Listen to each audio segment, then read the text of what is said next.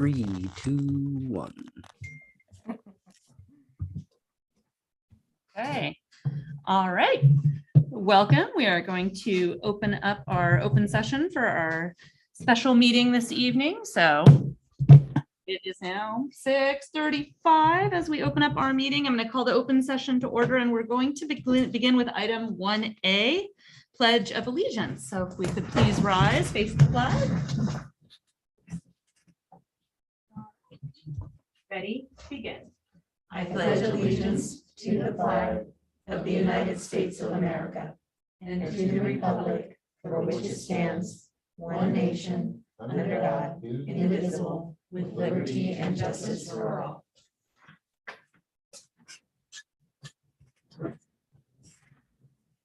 Thank you. Our next item is roll call.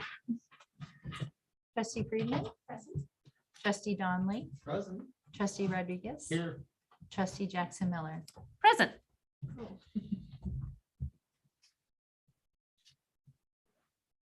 Thank you. Item 1C, adoption of the agenda. Do I have a motion to adopt tonight's agenda? I'll make the motion. All right, Ted, do I have a second? I'll second. Thank you. Thank you, Carolyn. All in favor? Aye. Any opposed? No. Great. Next item is item 2, public communications. So because it's a special meeting, we can only hear public comments pertaining to agenda items. So the agenda item is the discussion regarding racial justice and education equity. Would anyone like to make a public comment? Do we have any public comments on email? We do not. Or any on text?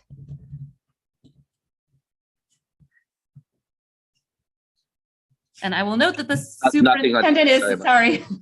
Yeah, I'm gonna note that our superintendent's on Zoom. I was just fumbling with the phone, nothing on text. Okay, thank you, Superintendent Turnbull, who is appearing by Zoom, so everyone should be able to see him. Sir, I noticed you joining us. I just wanted to let you know right now we're doing public communications, so I'm not sure if you're here for that. Hello. These would be public communications pertaining only to the agenda item tonight, since it's a special meeting. Did you want to make a comment at all? Hi, Richard Laird. I'm here visiting and applying for the open school board position and running for the election this year as well. And thank you for having me here. Okay.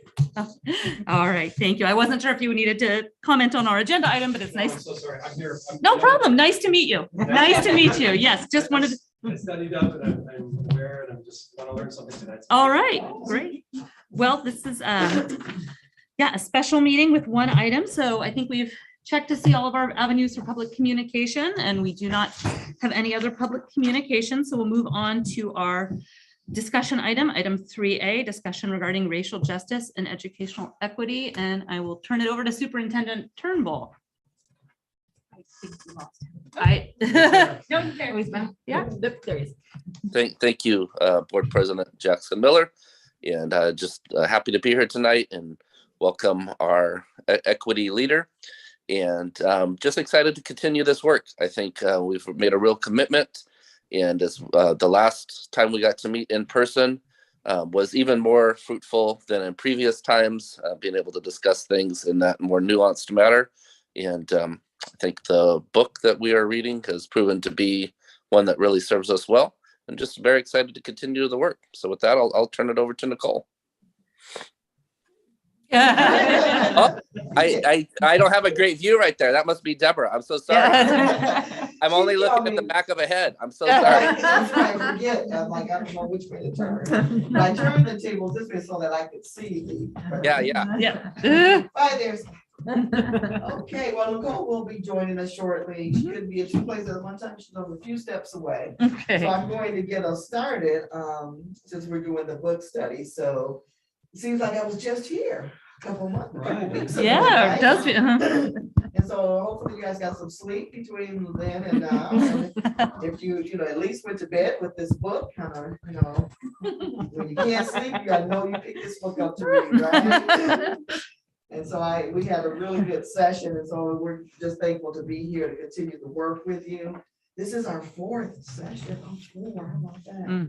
And so before we leave today, we will go through the equity policy, your agreement, and get to a really good place where you guys can walk away and say, okay, at least we can put a pin in it this is going to be good for us. But before we get there, we're going to continue and do the last couple chapters of the Governance Core Handbook, which is going to end up looking like this eventually. You know, we'll always just refer back to it because it is probably one of the best written governance books I've ever read. It's very reader friendly, just really easy. And, you know, we don't ever want to always just tell board members what they can't do. You know, it's just so much that you can do that you don't have to worry about. Am I micromanaging, because you're looking at macro, you know, all the things that you're responsible for. And so I'm going to Colin. to show you the a few slides here. So we're going to just do a recap of what we studied last month, and chapters 4 to 6, which was about welcoming new trustees. We talked about that, and you're in a position now where you have to do that. And so the book really helped you talk of, you know, sharing what the board needs to do to make sure that you onboard them. You guys are in a really good position to do that. Governing with coherence and governance culture, everything that the board creates to make sure it's a really good environment for learning for the board. So this is where we're always trying to get to, that unity of purpose, where the governance team with the superintendent working cohesively together as a united front, focusing on you know, the mission and the vision, having that shared, remember we talked shared moral imperative, oh my gosh, which is basically, why are you doing this? What is your why? And you guys were very much able to articulate why you're doing this work. Who are those people? Thank you. So what the board should do, remember, just welcoming everyone, you know, you're onboarding, making sure, you know, arranging school site visit, classroom, when we get back into that. So just making sure that your new board member will be on board as much as they, you know, that onboarding is so important. And the framework of really doing this work, we talk about focusing on the direction, creating the cultures.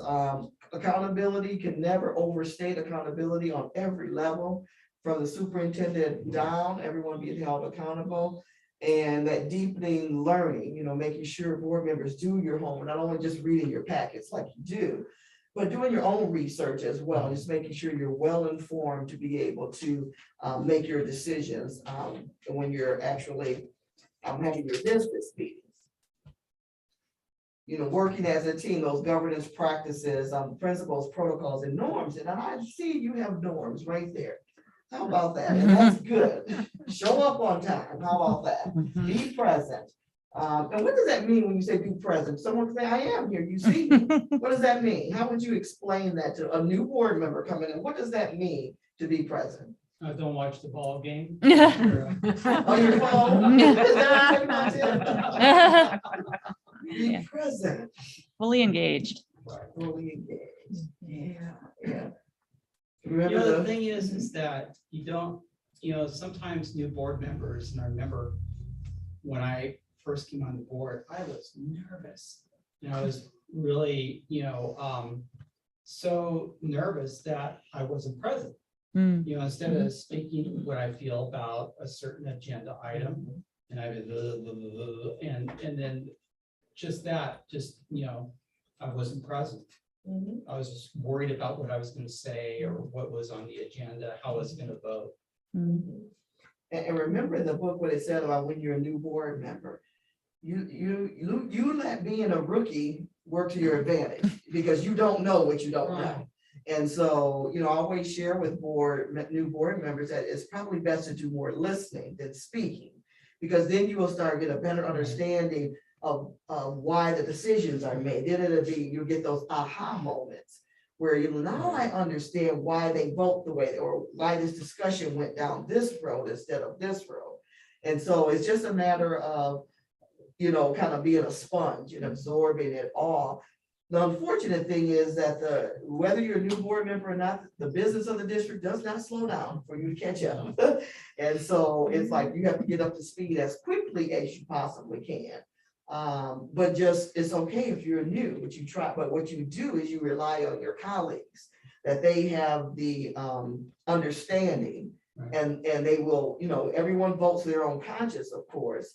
But at least you rely more on your colleagues that they know, and you wouldn't have a problem going along with it if that was your choice. But just knowing that having those protocols and those norms in place is so important, and being present is extremely important. So go ahead. the Sure. listening, the act of listening. Active listening. Tell me So- more about that. Well, we all have different personality types. And I have one that is not conducive to listening for a long time. Okay. So I'm an intuitive person. I like want to reach to the end and solve the problem. And so I've had to learn to you just listen Mhm. and wait till 8 or 9 minutes in, there's a nugget there. Yeah.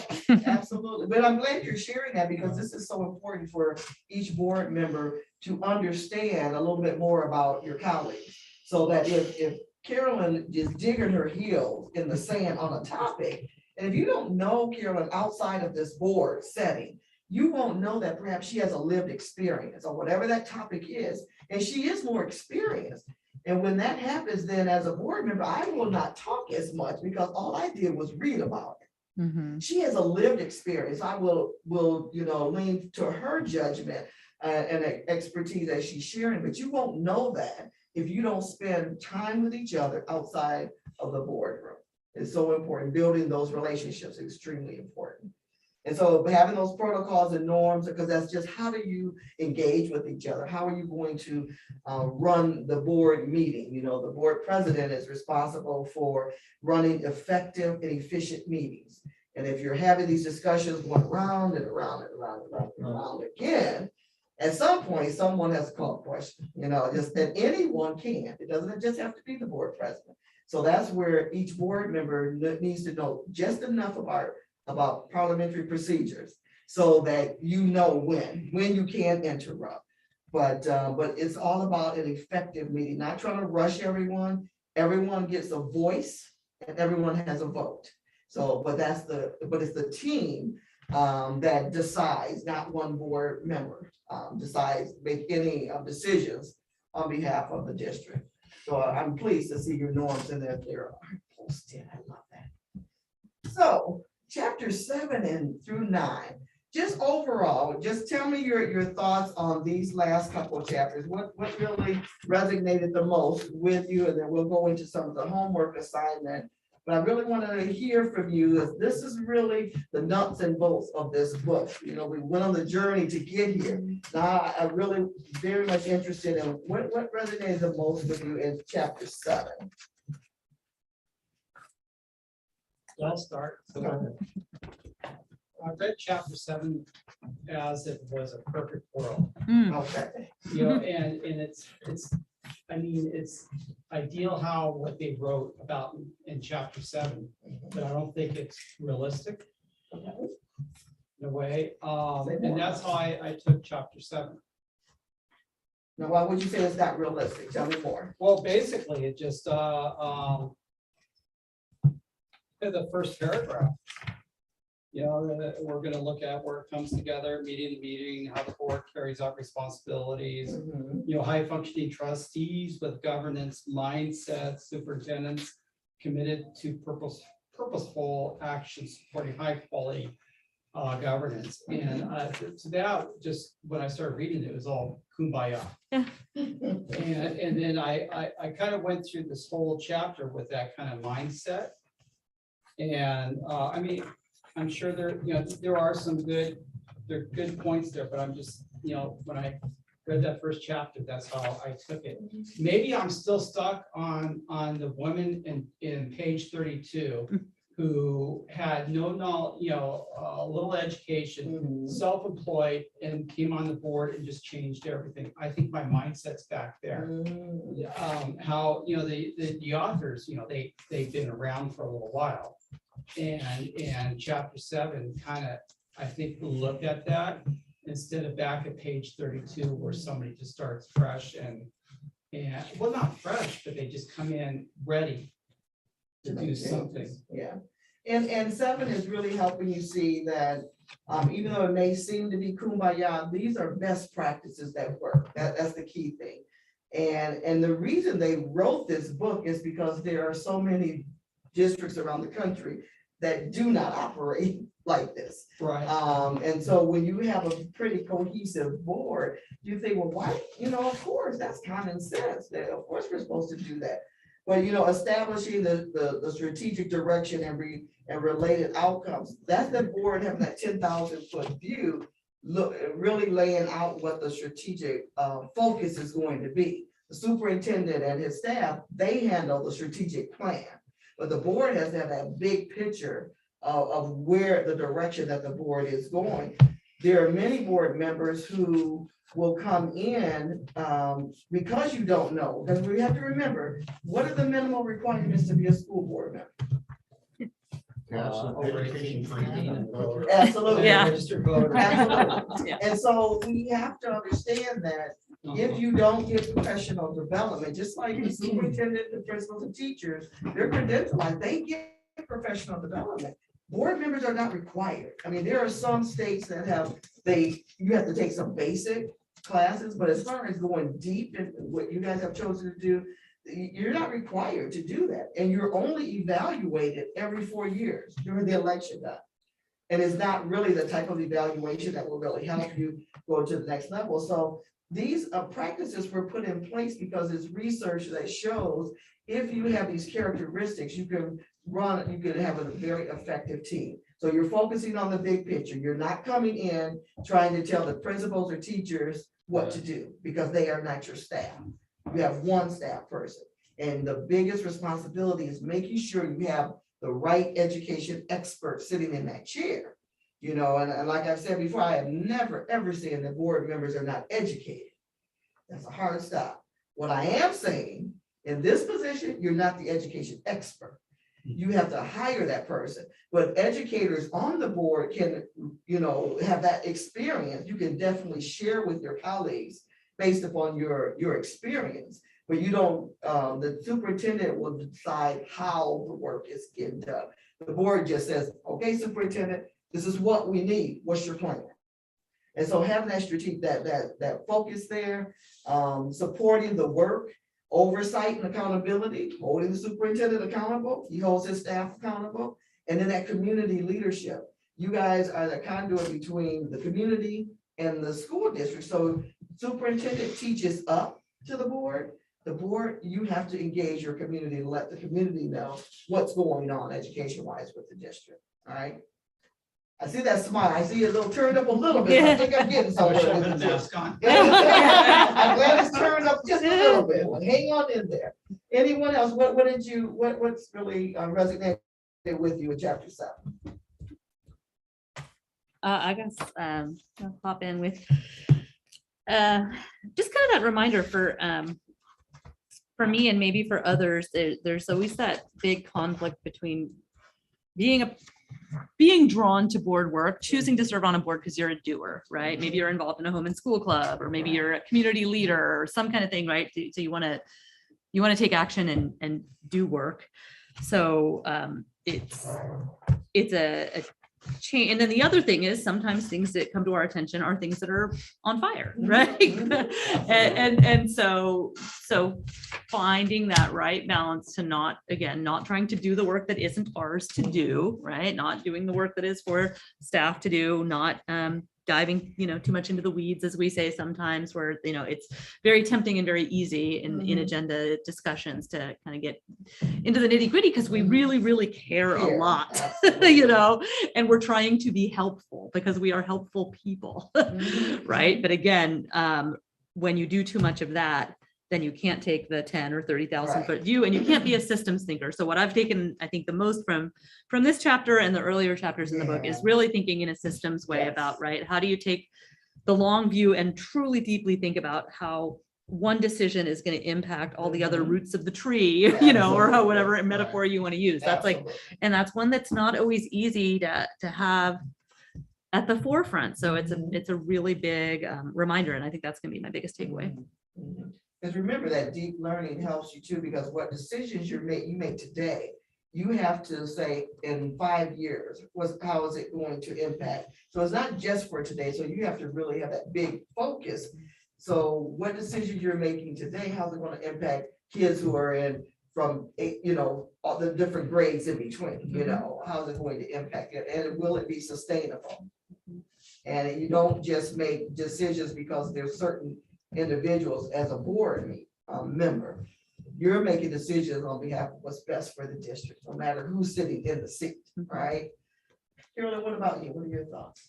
Kind of what you just mentioned about this forward looking stance and just being proactive and open to new ideas. There was a section there about that. I think it's especially now it's so important to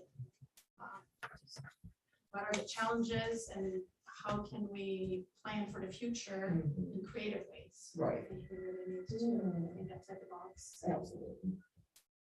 Yeah, and you don't get so used to, well, we've always done it that way. Sometimes you need to disrupt things if the data is showing you that it's just not working. So it's not about attacking individuals at all. It's about systems that perhaps are in place that do not support the high level of teaching and learning that you want. Sometimes the systems have just been in place and no one has ever addressed it. But and I know that's what you guys are doing, which is how change happens, but it doesn't take place over, it doesn't happen over time. But again, it's that shoring up that foundation so that when something else comes, because we just gone through the whole pandemic the last 2 years, but it's going to be something else. And the board's work does not change. You still have to govern, make sure everything's in place so that the student outcome can be what you want it to be. Because you have your blueprint, that's what you do when you're laying out the blueprint of how we're going to go forward. So for me, For you, this is a big job description for opening a vacancy. yeah. The first part that is the qualifications and requirements, okay? This part, the last 3 chapters to me are as a board member, you will be required to, and then all of these things.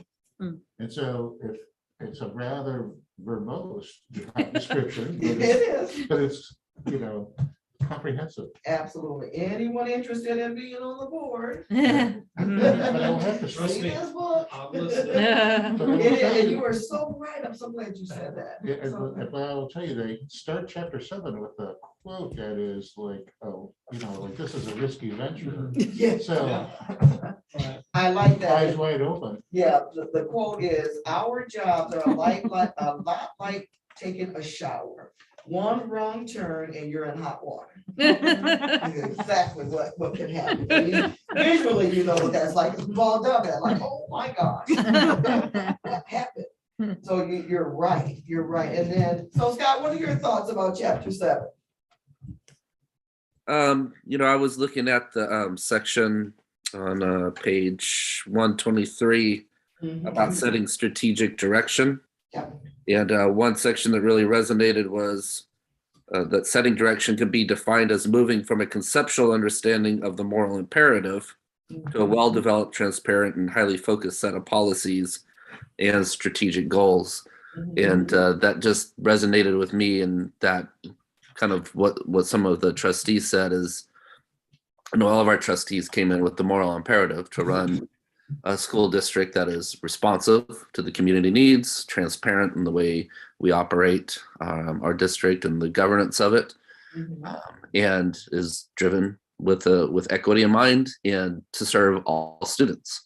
And so I think when we bring LCAP plans, when we bring policies, when we bring all of these specifics, I know that this group is able to keep those big picture things in mind as we operationalize them.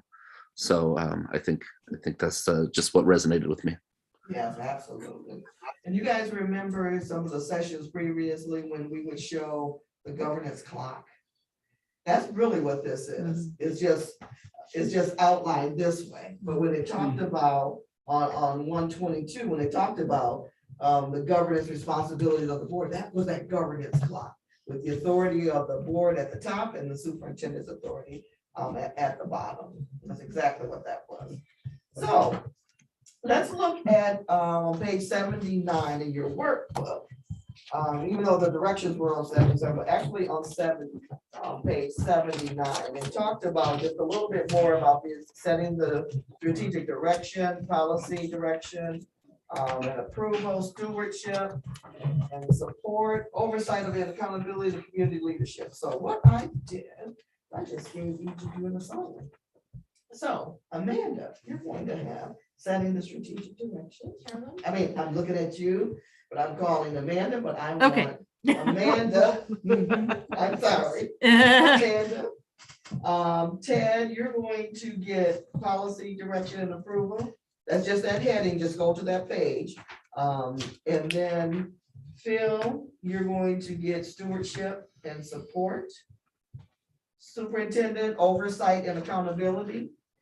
And Carolyn, community leadership is going to be your topic. And so if you just want to look at whatever, perhaps you've already highlighted some things in those categories, and this is in your small book, we're talking about on page 123, it starts. And I just want you to answer just the evidence of implementation. So if we're talking about setting strategic direction, what is some evidence that this is what you guys do, or what you've read in here, and maybe it's going to correlate with what you're doing here? Just what kind of connections could you make there?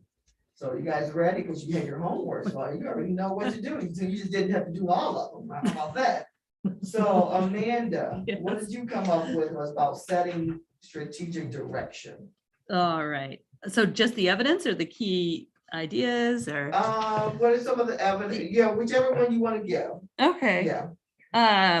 Well, I think Scott actually might have just read one of the quotes that I had in there talking about, having a well-developed, transparent, and highly focused set of policies and strategic goals. Mhm. I like to quote that, think of your vision really as being the destination Yeah. of the voyage, because I think it's easy sometimes to get caught up in the stops along the way, but not the actual final end result. Mhm.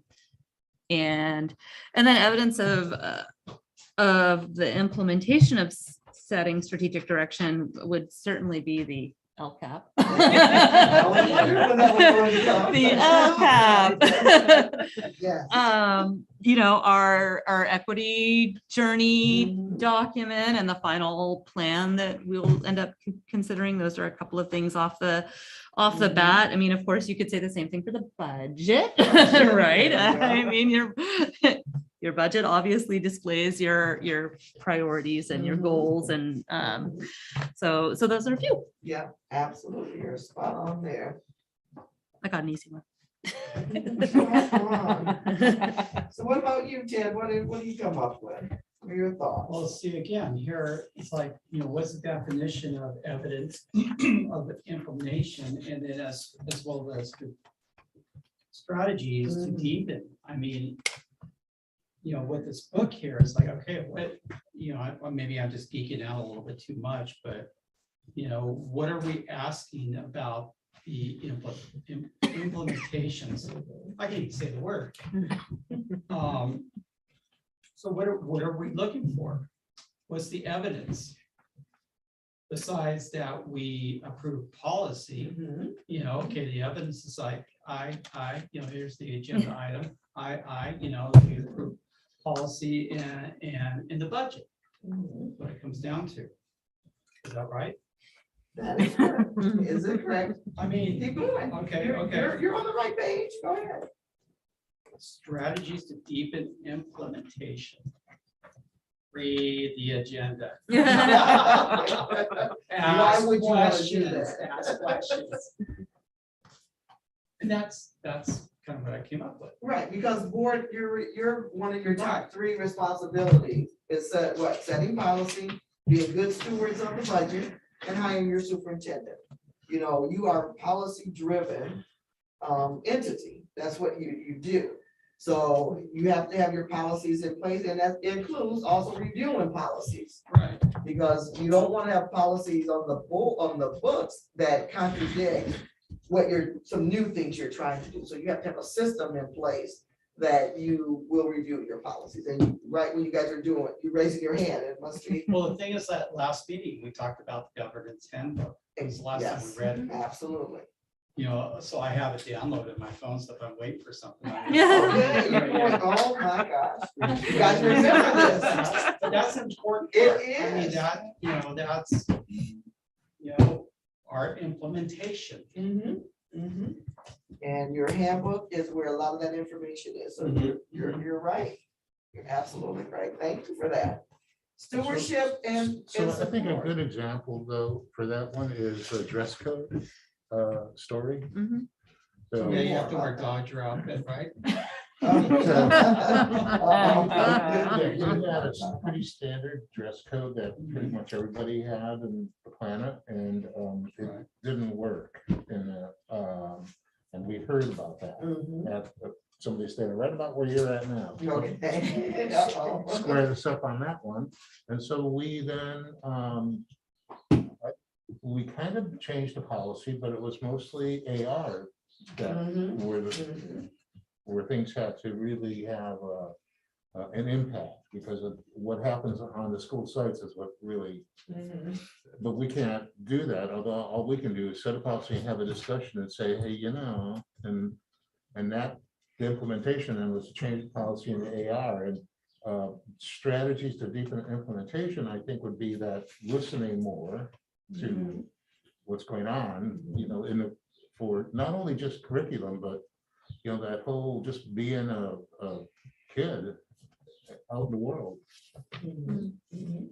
Okay, so then stewardship and support. So stewardship for me, there's two kinds of stewardship. One is, hey, you have a school district, it's in your hands now.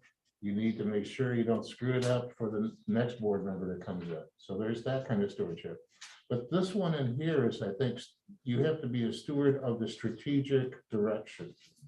Absolutely. And so, and then support, so that is, we have this internal, external role, mostly external, because our internal is one person.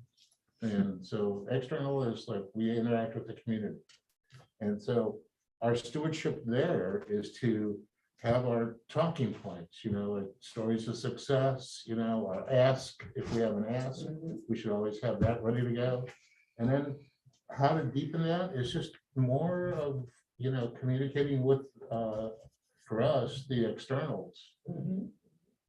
and further and beyond. And beyond. Right. Exactly. But what about those examples that are at the top of 130? When you're talking about stewardship and support. Well, so that is kind of like the norms and protocols to me. It just seems like they're another iteration of that. The last one though is celebrate board progress. So you should always celebrate success. Yeah. You should acknowledge if you attained something. So that way you can then move on to the next milestone. Mhm. Absolutely. And that support, being good stewards of the budget and making sure you have the finances to do what you're asking the superintendent to do. Whether it's the money or if he says to we don't have the capacity to do all of this work. So are you going to allow him to hire,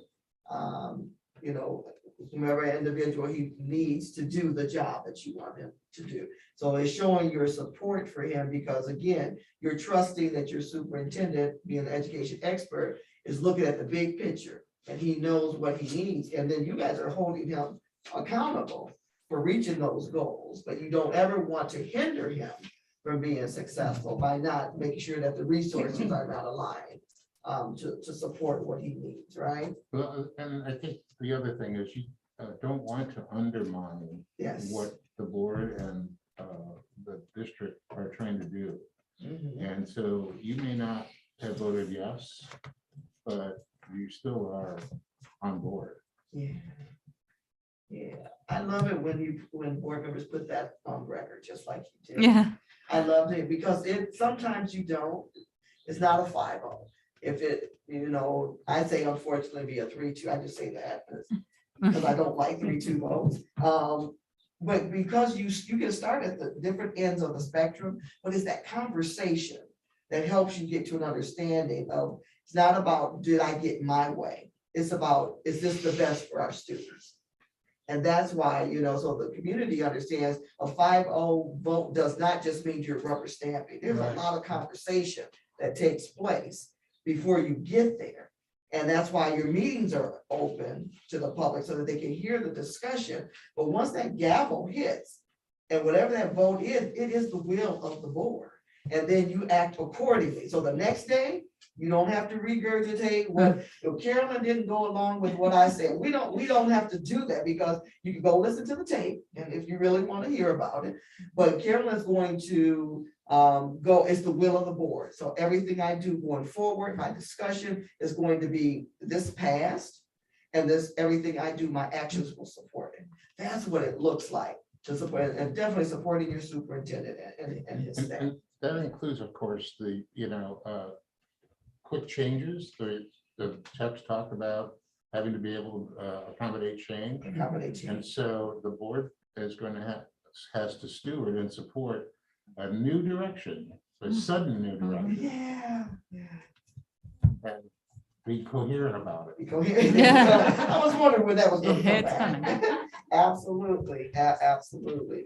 And again, and it goes back to Tammy, you're talking about someone comes in, a new person can come in and try to change things. They could be good or bad. I think any one individual coming in because they don't know, not that they have any malice intended, only one person cannot change anything. It is the team, but the discussion is what's good, because you can hear from everyone. And at the end of the day, you're still doing what's best for all of your students, no matter what. Yes, we need our adults, we value our teachers and principals. Hard stop. I don't ever like to say what, that's why I say hard stop. That's an important statement. We are looking at those children who are truly your constituents. They just can't vote for you, but they're watching you, right? They're watching you. So superintendent, oversight and accountability, what say you? Section really focuses a lot on the accountability part. I mean, obviously, the board, they engage in the high level oversight, but it kind of poses the question of what's the evidence and how is that oversight held accountable, so to speak. And so a few things came to mind as far as evidence. And I would just kind of put it in a broad category of in some of our bigger topics, chunking out the information. For example, here with our work with racial equity, rather than just like passing a plan and coming back to it in a year, trying to have regular intervals where we're addressing it and seeing the progress of the district. Another really specific piece of evidence is something that we started a while back. And then when Jessica came on board, she picked it right up and rolled with it. And that is what we call our LCAP bites. So again, that LCAP is a seriously comprehensive plan. And if you just wait until June to see the whole thing, your eyes can glaze over pretty quick. So we bring one item to every board meeting, kind of talking about one data piece or one action item within the LCAP, so that it's an ongoing discussion, so that when we get to June, it doesn't feel like you're just kind of looking at a plan and rubber stamping it. Another thing that came to mind, well, obviously the superintendent evaluation is mentioned in there. And I will just say that I really appreciate the level of engagement that the board has with that. It doesn't feel ever like, oh, this is a task we have to get done because it's on our checklist. There's a deep level of, to give meaningful feedback. And then I would just say along the way, any program we do, the board has that real, just like you would do with anybody that you supervise, you want to hold them accountable. You want to say what's the data showing us, but to do that in a non-punitive way. And I think all of those things are in place. And then things we could do better. It talks a little bit about board policy or about policy in general, and not getting it. What do they call it? Don't get in the adopt, file, and forget trap.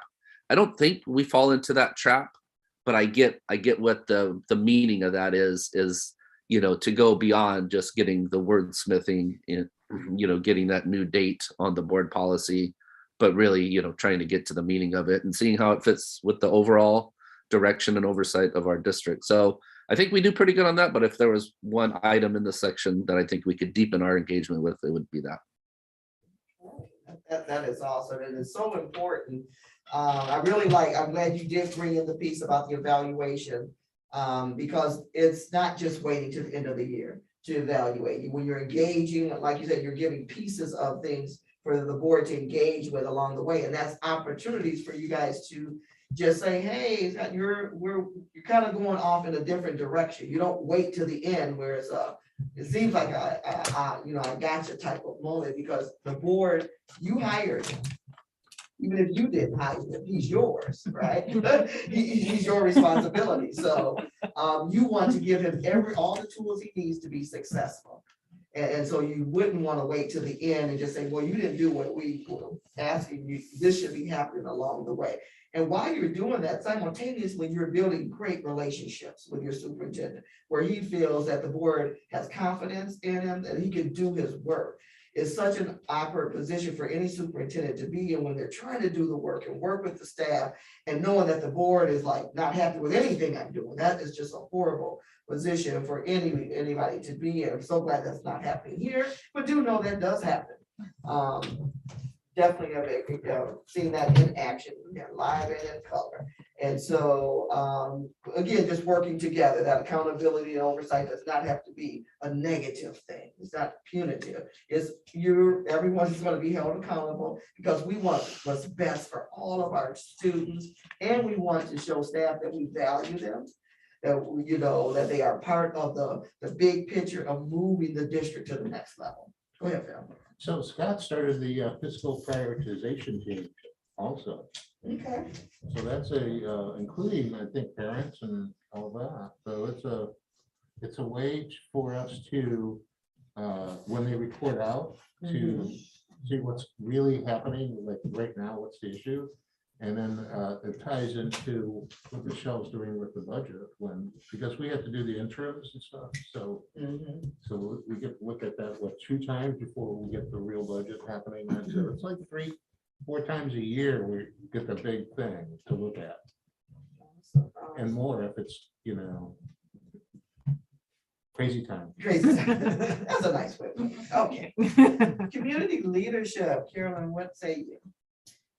So one of the things that they mentioned here is to educate and inform the community about the work of districts, and we did that through our community forum. It was a very nicely done event. It wasn't well attended though. It was on Zoom, and probably as things return to in-person meetings, I think will attract more people. So I think that was one of the issues, right? Zoom fatigue, and it was a shame because there was so much amazing information, even some new information to me.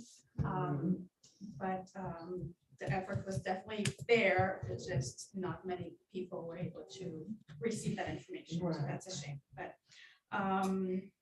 and then also one of the points is to be proactive in seeking out many diverse voices. And I think that's obviously part of the work that we're doing with the Racial Justice Task Force.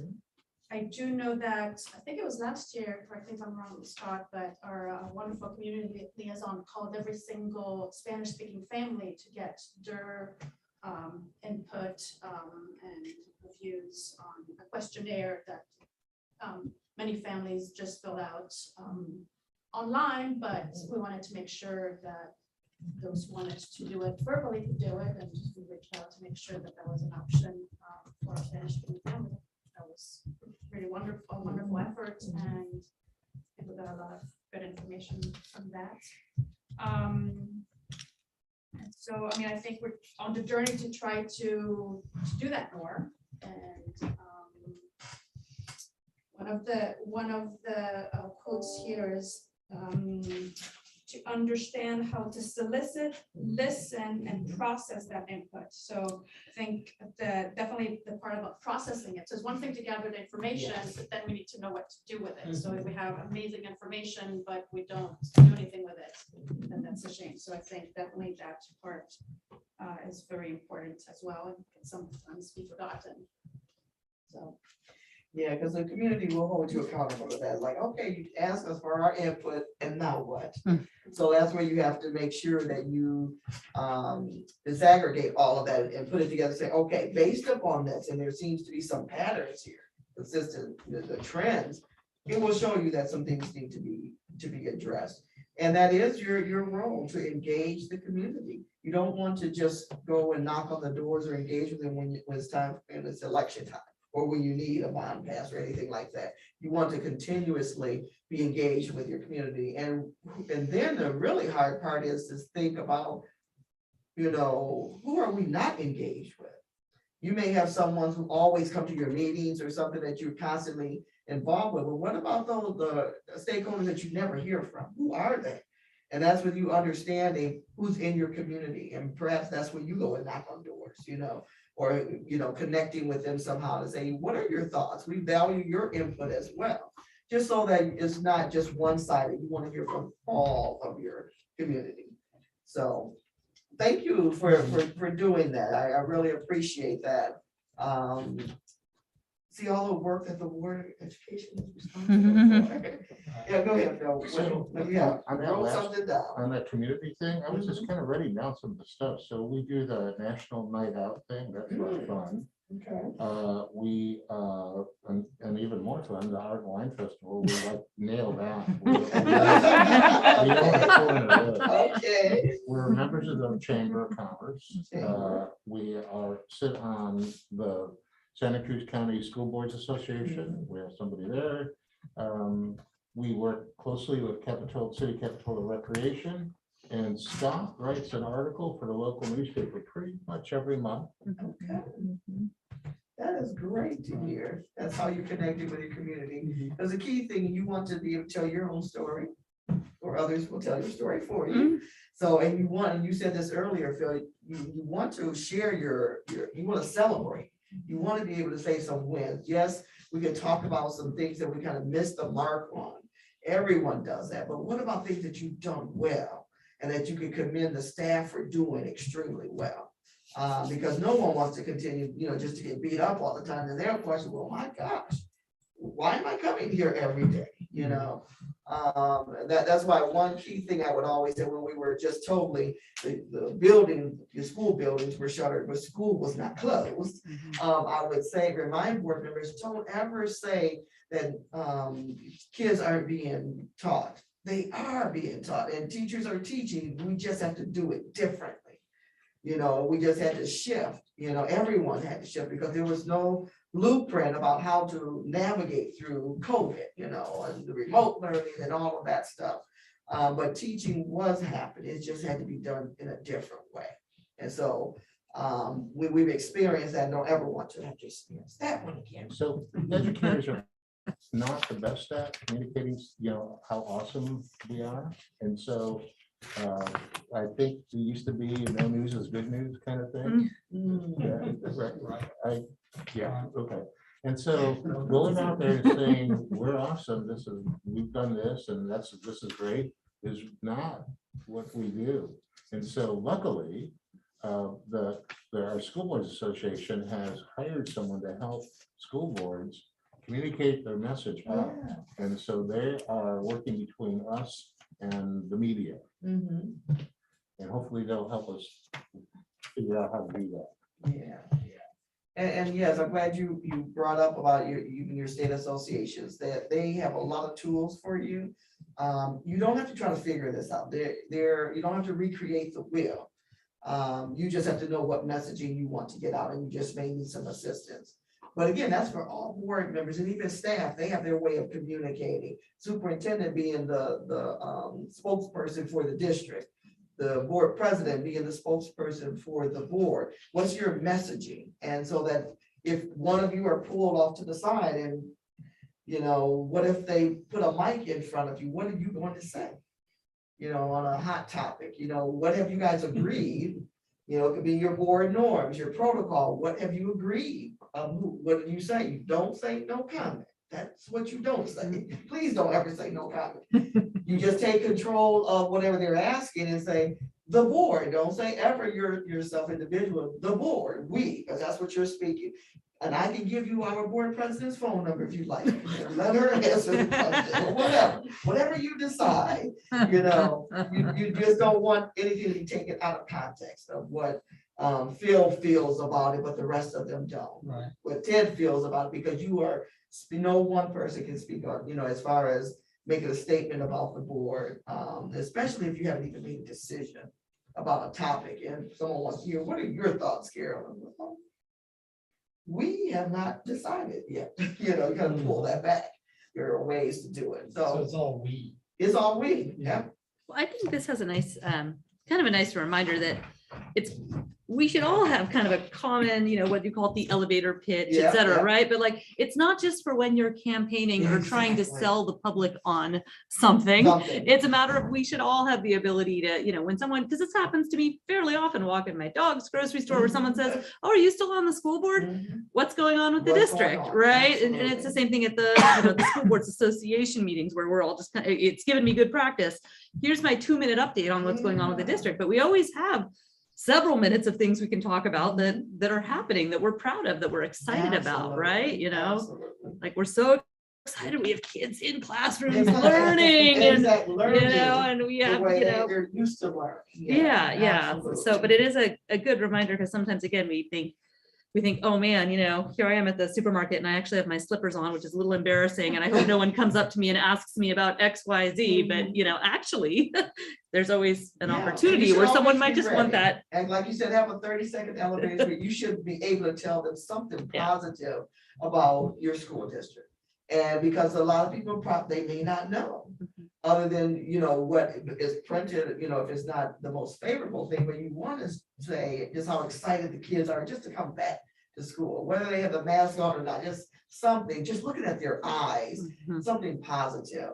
And every board member should know enough, even be able to talk about what are some of your goals. If someone would ask you, well, what are your goals? What are you guys trying to accomplish this year? At least you should know at least one thing, look at whatever the superintendent is writing every month and make sure you have some crib notes on that, what he's talking about to support the work he's doing, because all of it, you guys are spokespersons, you're speaking on behalf of what's best for the school district. So chapter 8, your governance tools. And they were basically, discussion meetings, and you already talked about it when he comes back. He talked about the handbook that he downloaded on his phone. How about that? The board self-evaluation, and the continuing education. So in chapter 8, especially the board self-evaluation, tell me a little bit, do you guys do board self-evaluations? Every year, You do, awesome. for years now. You Yeah. do. And so the results of that, then what do you do with the results? When it tells you perhaps some areas you need to grow, or then in the areas that you blow, what do you do with that information? Well, so yeah, the past 3 years at least, we've done the CSBA, the less expensive option where we each get our own unique link and we vote on a number, not vote, but we, give input on a number of factors, probably like 20 or so different things. Yeah. And then they consolidate everything, kind of come up with color coded. Are we in the green? Are we in the red? Are we somewhere in the middle on each of these different factors? So that it's an agendized discussion. And then I don't think we've had sort of a follow-up, check in like months later in terms of, oh, how are we doing on this item? And to be honest, for the most part, the results have shown a pretty healthy evaluation. I'd say the only not green areas are questions that have they seem like they're objective, but they're subjectively. Yeah. And so depending on how you read it, you go like, for example, all board members are heard by the superintendent, something like that. How would I know that? So, I don't know. Yeah, sometimes if you put, I don't know, then it kind of puts you toward the yellow. So if you just truly don't know, and maybe we're doing awesome, maybe we're not, I truly don't know, it still kind of skews you toward yellow. But we're consistent with that. Ones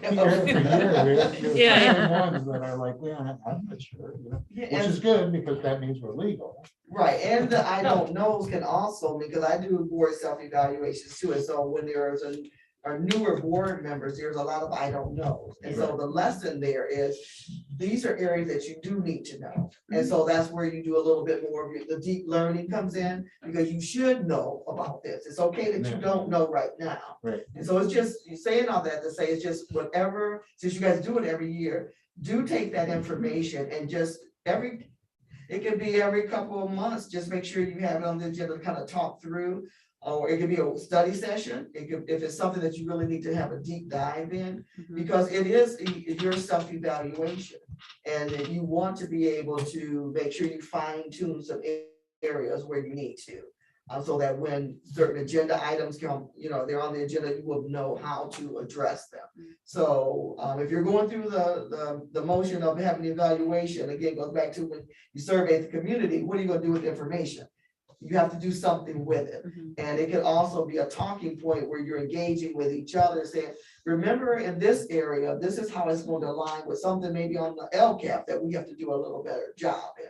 Even connecting it to the work that we're doing, through the lens of equity, what are some areas we need to kind of tighten up a little bit, we need to grow a little bit more in this area. So I'm glad to hear that you do that, because it is important, because again, it's not required. You don't have to, but a board who wants to make sure that they are effective as much as possible, you don't get to a point where you arrive, where you check the box like I'm putting the stake in the ground. We're the most effective board. That's not going to happen for anyone.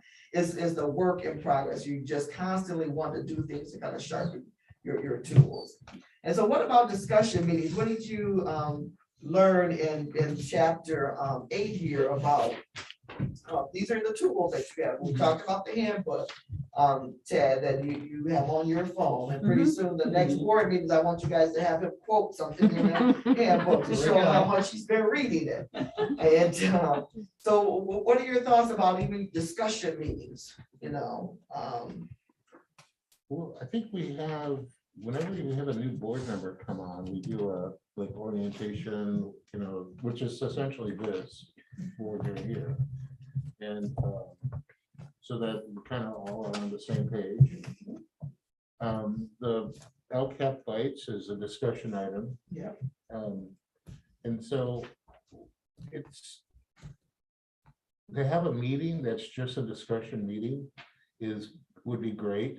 How often, and what do you give up for that? So do we give up a regular scheduled meeting to do that? Or do we add another meeting on the staff in the evening?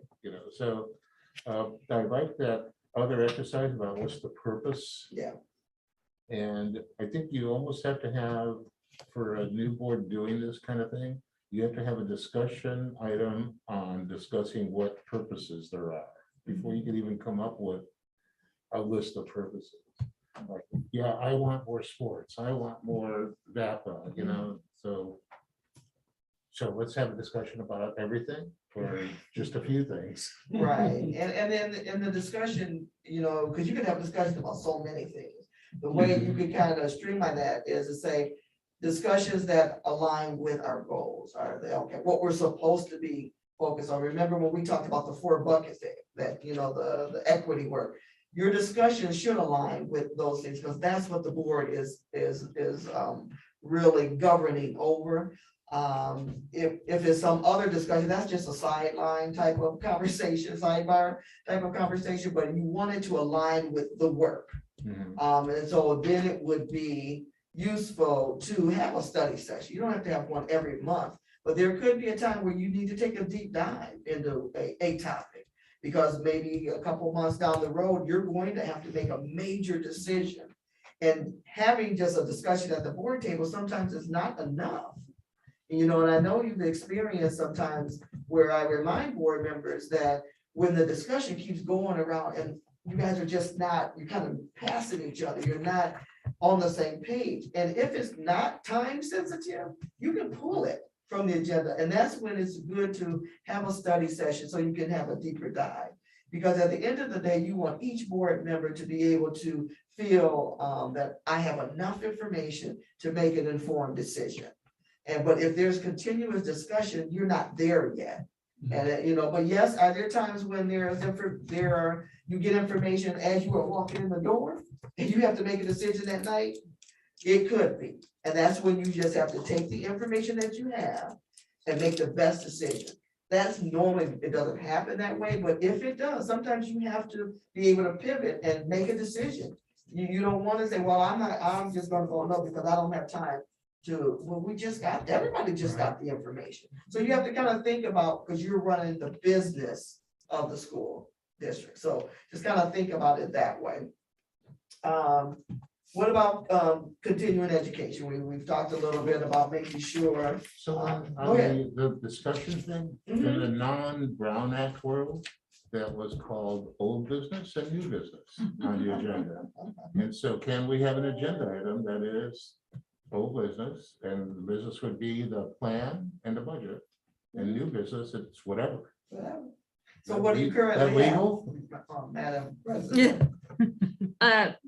Yeah, usually it's much more, it's broken into presentations, discussion items, public hearings, Mhm. action items toward the end.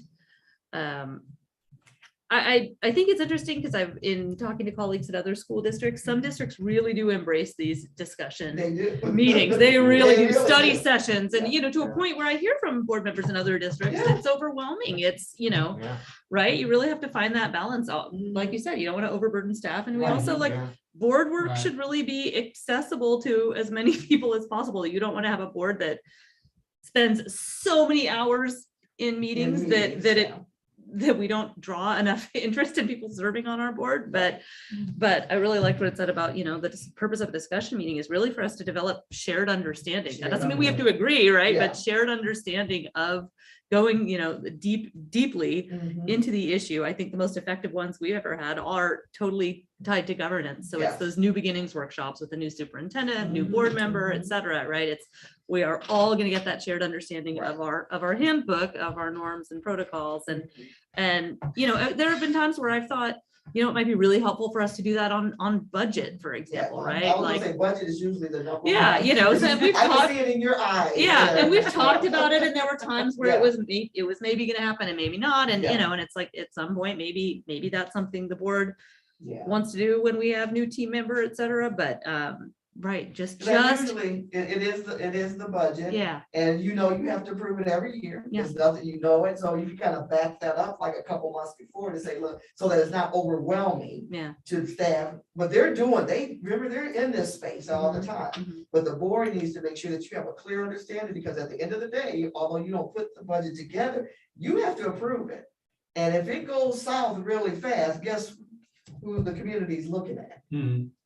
So you want to make sure that you understand it.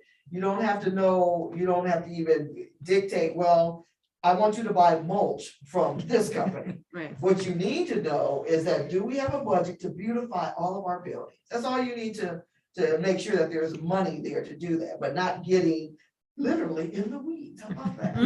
Literally in the weeds there to say where. Again, this is allowing the superintendent staff and who he has put in place to manage the facilities and things of that nature. Your job is to make sure, do we have the monies there to have the outcome that we need? So budget is usually one of the topics. Well, Absolutely. another thing we have, you think about it, discussion, Mhm. is policy. At one time, the policy would come in as immediate action items. Mhm. Yeah, but now what we do is that a policy would come forward as a discussion item.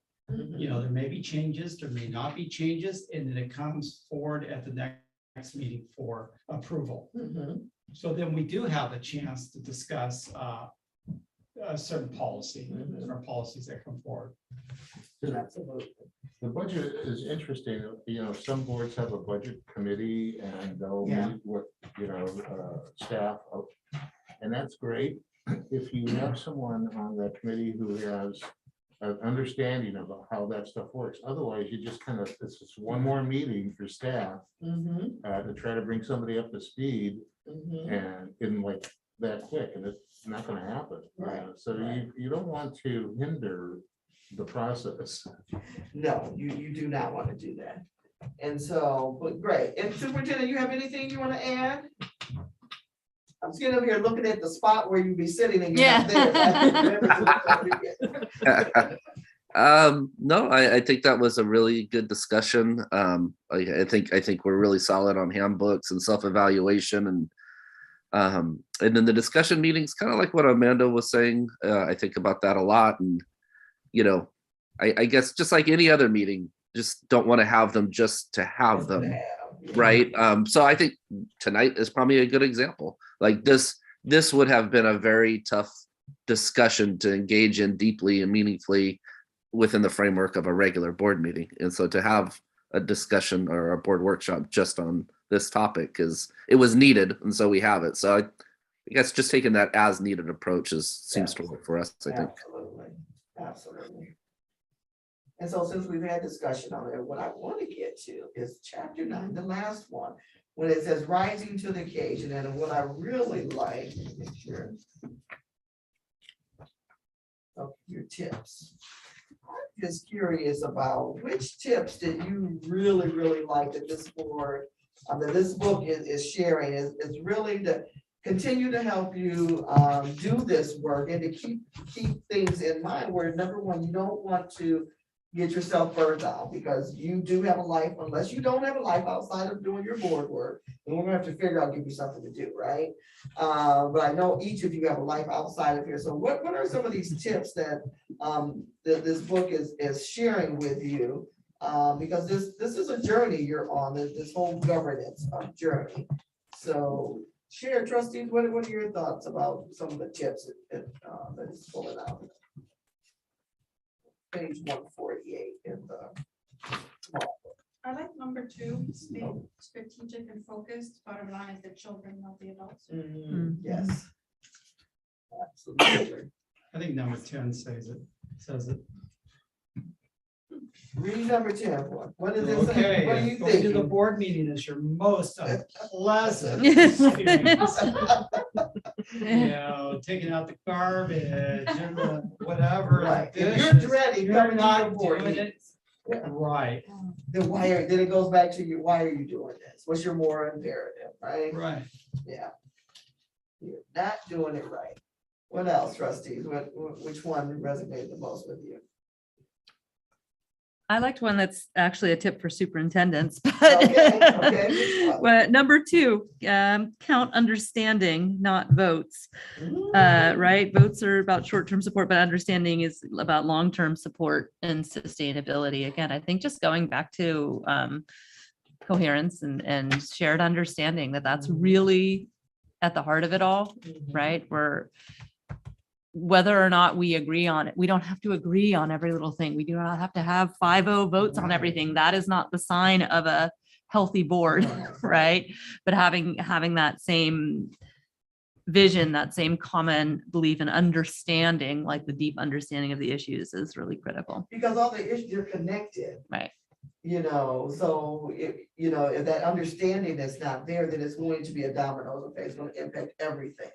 So you're spot on there. I bet that's the one superintendent was going to say too. Right, superintendent, I can see it. Yeah. You don't count the votes, it's that understanding which is so important. Any other thoughts? And superintendent, what other ones are resonate the most with you? In all honesty, it was that one, and then the next one, which is forget about control. And I never thought or felt like to have the need to want to control our trustees. And I think so much of it, going back to the previous one, so much does come down to understanding of specific issues and using all of the, legal communication tools available to us, like our Friday updates. Yeah. And so that when an item comes across as often as possible, it's not something out of context. I always think one of the toughest ones is every October, just to give one specific example, we have to bring forward the number of inter-district transfers that come into the district and that have gone out of the district. And for so many reasons, that is like one of the most high profile items for us, because it gets to the heart of not only the kind of welcoming environment and just neighborhood schools that we want to have, but also obviously there's a fiscal component of that. And so if it was just the numbers that show up once a year in October, I would imagine how how challenging that would be for the board to have a feel for it. So, I try to give some background as we're going through the process of either denying or accepting transfers throughout the year of what are some trends we're seeing, what kind of parents are asking for transfers in, what kind of parents are asking for transfers out, what are we doing to try to meet those needs, what kind of programs are we building long-term if we're seeing trends. And so I think just that culture of trying to create understanding so that it's just not an item that a board, that a trustee walks into uninformed. Absolutely, absolutely. Bill, did you get a chance? Tell me yours. So number 7, Number but I would, 7 for you. I would kind of like just reword it, say, your superintendent is the most important partner of the board, nourish it. And so when you're in real life, there's drama and tension, there's joy and all that other stuff. And you pick up bruises and cuts and scratches, but at the next day, you have to come together. Yeah. And so while it can be brutal at times, you still want to nourish the whole concept of we're in it together. Yeah, absolutely. And then the second thing I would say is number 5, which is, okay, you're solid with the superintendent. Now you need to make sure that you're communicating to the board where you're at and you're listening and trying to figure out where they're at and not violate the Brown Act at the same time. Right. So Absolutely. 7 and 5. Absolutely.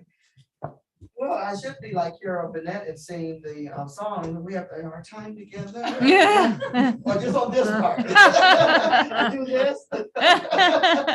Just this portion of the governance core. So I want to make sure you have enough time to focus on the equity piece, but I really want to thank you for being great participants in this book. And do keep this as your tool, even though Nicole keeps reminding you about that equity policy. That is your favorite toy. This is going to be your favorite toy as well. Just as a reminder, because this tool is here to assist you.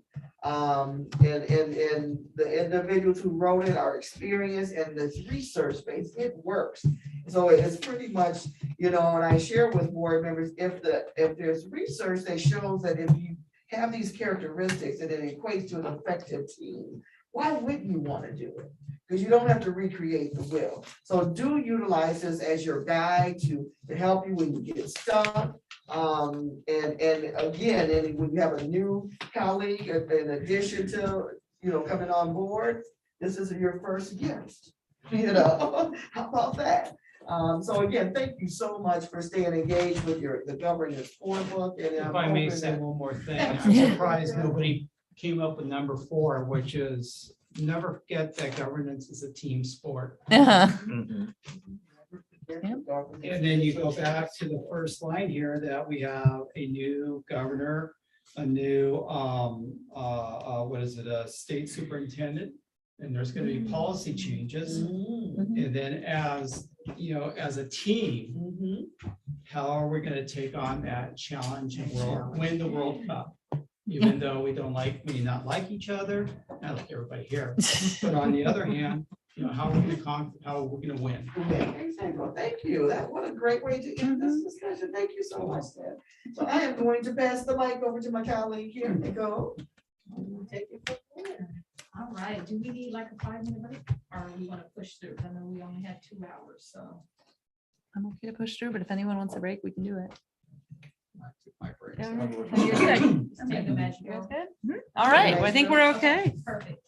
Perfect. So we are going to transition from the book study, which is your favorite toy, right? Your toy story, there was Buzz and there was Woody, right? And so Andy went back and forth. There was a great debate on which one was the favorite. You actually can have 2, right? So your other one is your equity policy. So one of the things we talked about in our last session is we want to really roll up our sleeves and just go through this policy that you already have adopted, by the way, back in 2018. So you have an equity policy. You have a favorite toy. We just want to bring it to life and make sure that you understand it so you can use it as a lens to guide your governance work. And this is your equity lens because you operate at the policy level, right? So what I thought we would do today is break you up into teams to attack this a little bit easier, okay? And so what we're gonna do is kind of two parts. You're looking at your equity statement, and then you're gonna look at the policy itself, because the statement belongs in the policy. And so just to give a little context, and I'll kind of share the teams that you're gonna be on in a moment. But I want you just kind of as a whole, look at the policy, just so I can share with you how it's broken up. And that way you have context of how you're gonna work as a team. And so remember what we did is just took your current policy and just chunked it into 7 components, just to make it a little easier to understand what is in your policy. So what we're gonna do is assign you to each component based on your team will be assigned to a component. But I wanna just bring you to your equity statement, which is component 2. And just to share what I put in your handout. So I'm looking at the framework one, not your original one, just so you know. So I'm hoping you all have this one in front of you. With the blue, I don't know if it's color coded or not. So the one that I shared for the board. Was it printed out last time, or is it in the email? It's that in, one, yep, it's in that your one. green folder. Okay. It's But this I one. think that's an older one. There's one I sent for the green with the folder from equity last time? statement included in it. I wonder if you all have that. Ah, Oh, no. Okay, and if not, what I'm thinking. I can make It's- copies or. I think it's in an email. Right. Yeah, but you all How are many probably, teams are you gonna do? there'll be 3 teams. And so Oh, Scott, I mean, okay. Scott's kind of, and I'm gonna have staff be part of his team, but I just want to make sure y'all can see the equity statement piece. But they're all gonna need one, so. I can go Might be print easy. some. Make a copy, is that okay? Yeah, this was in the, yeah. Which The email was email, it? the most recent So one one with where the Scott, slides. yeah. Okay, I'll go It'll make say last copies. review So let me, by board on March 23rd. That's the So- document. is it? He sent it to us absolutely Monday. necessary that we look at something with the statement inserted in it, or should we just look at the Should statement? I go make copies? That is where your statement is on that document. Oh, I know what So you're I'm not saying. using Not slides. separate? Yeah, so you have to see it. And so, Linda, it might be easier, just, Deborah has a clean copy here. Can we Maybe just put it up yes. there on the screen? So no worries. So while we're doing that, it's real simple, not a big deal. But I want to make sure you all have context of what is shared in the document. So you may recall you had an original equity statement example of the National Equity Project, right? And then you had a version you all worked on together as a board discussion. So on the document that she made you copies, it includes those 2 versions so that you all can really look at, which version do we like? Do we need to massage the version we created? But ultimately, that's where you're going to give some feedback today on the equity statement. Because I just want to make sure that was clear what's in the document that you all are going to look at. Okay, so once you see it, it'll make more sense. And each of you are going to be a part of that discussion. Okay, is you have the original example and then you have the example you created. Okay, but ultimately you want to have your equity statement, and today can be a day you all decide, like, we really like this one, we like that one, we want to maybe blend a couple of words. You remember we spent a lot of time discussing it last time, so I wasn't gonna do a lot of discussion today around wordsmithing, you name it, but this is the last chance to give some feedback and making sure that you all feel comfortable with when we say equity in SoCal, this is what we mean. And yes, there's gonna be some next steps. We're gonna talk about how you want to give feedback, you want to eventually say, let's put a pin in it and let's just adopt it and know that the journey is still helping to educate your community on what it means. Okay, so there's always the non-closure. And we talked about non-closure, it's never an ending story. The remainder of the policy, I think you do have in your hand. And again, what we did is just broke it up into 7 components. And so what we're going to do is put you in teams and have you review the components to give feedback on your current policy and see if there's any revisions you think should be made. So component number 3, we're not going to spend time on today because that's more for that policy committee work to just say, hey, are these aligned with all our other policies? So that's not a good use of your time today. Bless you. Thank you. The board direction is part 4, component 4. That's where it gives you direction of what the board shall do. How do you make decisions? Because that is your action steps, right? You don't get to do Scott's job, right? You get to make decisions. So that's where you give yourself direction in this policy about how you make decisions. Okay, so that's going to be component 4. Component 5 is more about the direction you give to the superintendent and staff, right? And you do that in collaboration. These are where the action steps happen. So you'll notice that you have 9 different action steps in your policy, which is absolutely fine. But you're gonna have to look at those today and say, these are really aligned with what we want to do. We actually took your policy and we broke it up into the 4 buckets for you, so that it's a little bit more organized and a little bit easier to understand. So you'll see that your policy already aligns with the 4 buckets. So good job. That's one check you don't have to really do. We did it for you. But your policy actually is pretty solid. You just may want to adjust some of the language. You might think something's missing. You may want to have some kind of change. Component 6 is one we're actually going to skip because, like I said, we did that for you. So you're welcome. But the policy committee can definitely go back to component 6 and make sure, like, okay, yes, our work is really aligned with our board policy, our board priorities. 7, though, is a really important piece that I think may be missing from your policy, and that's the timeline and that's the metrics. Like, how do we know that our policy actually is making an impact? And so that's where you will have to kind of take a peek at that and say, maybe we want to talk about what data we want to place down there, what timeline. And that's a pretty simple thing to do today, but it also is more complex and may require a study session just on how do we look at data, right? And how do we plan to say, hey, every time we come together, you know, how often is that? Like, is it once a quarter, right? What data are we going to look at? You want to make sure the staff is prepared for that. So these are all things that you have to consider in component 7. Okay. So the way this is going to work today is that when Linda brings you the copy, you're just going to see again, the statement is embedded in there too. So I'm going to put you in 3 teams. Okay, and so the way this is going to work, I'm going to have you all split up a little bit because you all been sitting together for a while. So I'm going to split you up and go team 1 is Ted and Amanda. That's okay. Mhm. And then, no, it's Woo. not. You said you liked everybody. Team 2 would be Phil and Carolyn.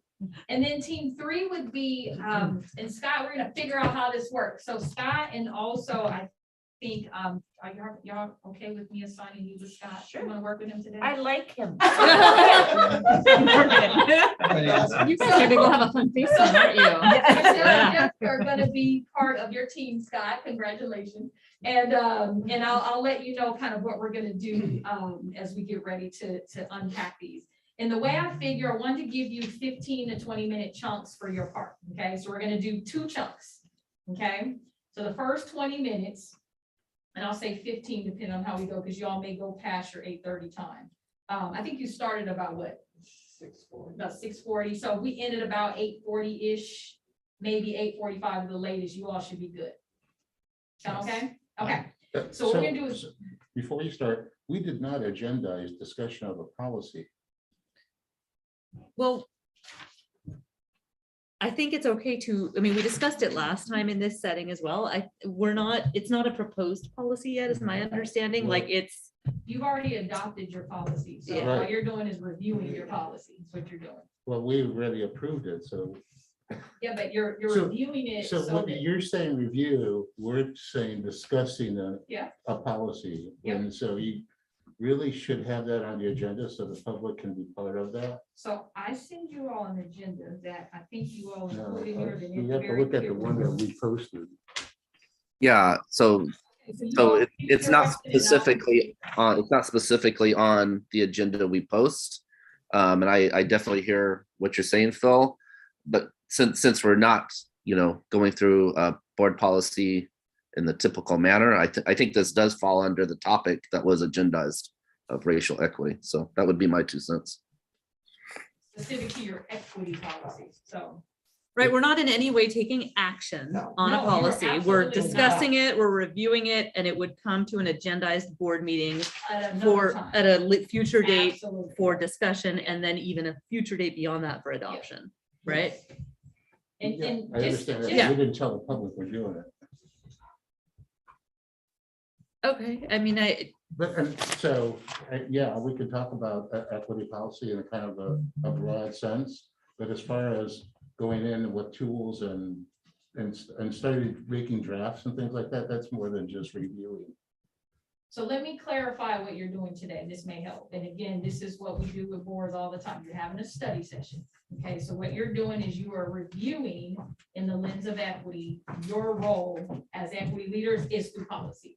You already have a policy, so we're pulling out your tool and looking at it again. And in that, you are discussing what you see in this space.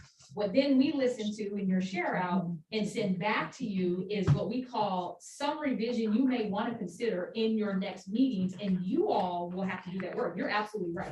Today, we're just doing a study session of that work, and your equity policy actually is the equity work you've been doing. So I don't think you're doing anything that is not sharing with your public. This is your fourth study session. We actually talked about in your last session, so it's just continuing the work you've been doing. So I don't think there's an issue there. As long as we don't discuss changes, we're fine. I'll leave the direction to your how you all want to do, because I don't want to create any discomfort in terms of how you're addressing your policy, but the documents we shared, I'm not sure this is all part of your packet, correct? So like you have an agenda, but you also have like the document that's sent for your packet, which is. That did get sent to us. I am not 100% sure whether that was posted. Okay. But I That wasn't. personally still don't quite see it as being different from our last gathering, Right. where we also looked at the policy, and I understand, I really see, like, I really Yeah. see your point. I Yeah. see it, if again, we're phrasing it as, this is a discussion. We're Yeah. talking about these ideas and Yeah. again, something that we would actually really consider Right. and have a discussion Mhm. in light of possibly adopting changes. That's something that would be at a regular agendized meeting with, of course, the proposed policy being in the packet, et cetera. I might analogize it to a topic that's come up within this broader topic tonight, and that's board evaluation. We talked about the board evaluation that we have used, and whether, kind of in a broad sense, whether we want to do anything different with that, maybe infuse some focus on equity within that, but it wasn't an item to change the board evaluation in and of itself. So to me, it's another subtopic under racial equity.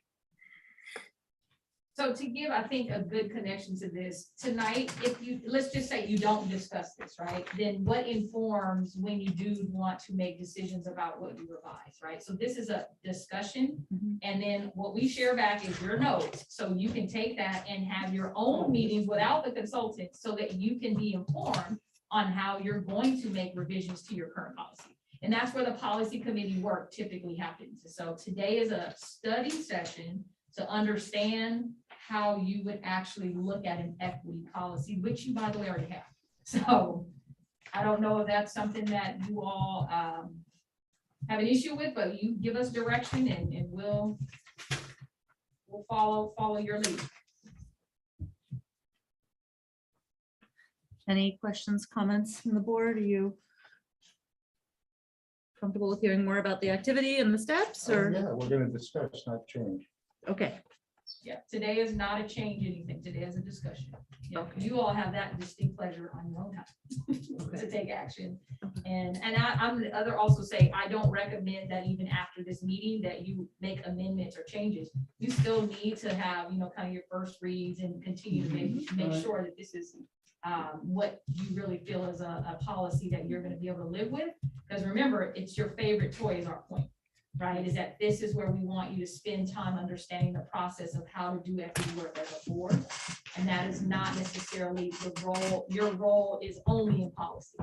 So you're getting to learn today about what it means to take my own policy and think about how do I apply it, right? But you have to know what's in there first. So that's part of why we're reviewing and discussing. Okay?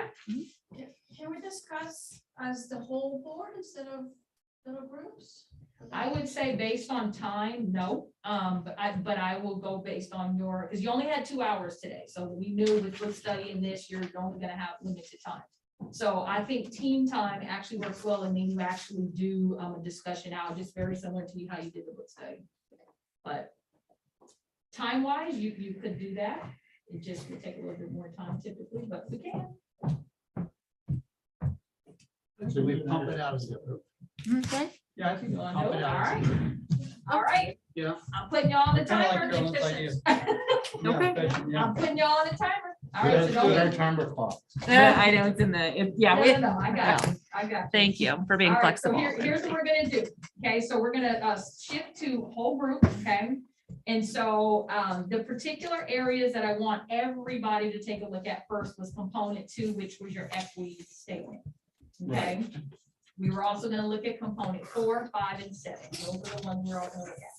So what I will do, based on the will of the board, is we're gonna go ahead and spend time, and I'm gonna put you on a timer based on,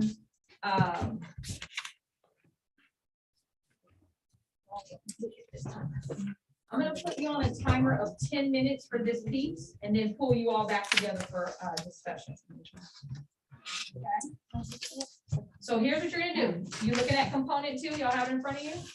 Okay, notice again, I put your national equity project version.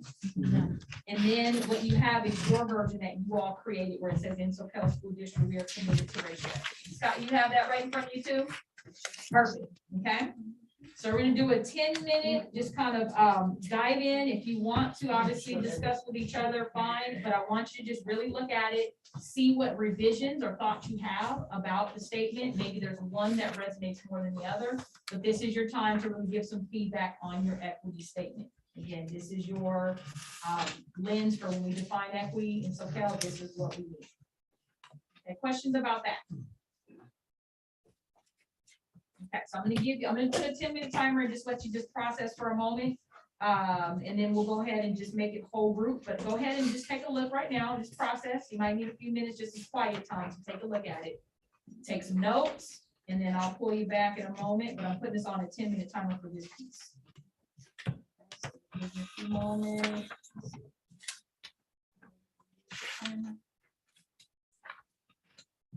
I just want to note real quickly, I did see one of our audience members raise a hand earlier, and I wasn't wanting to interrupt our flow real quick.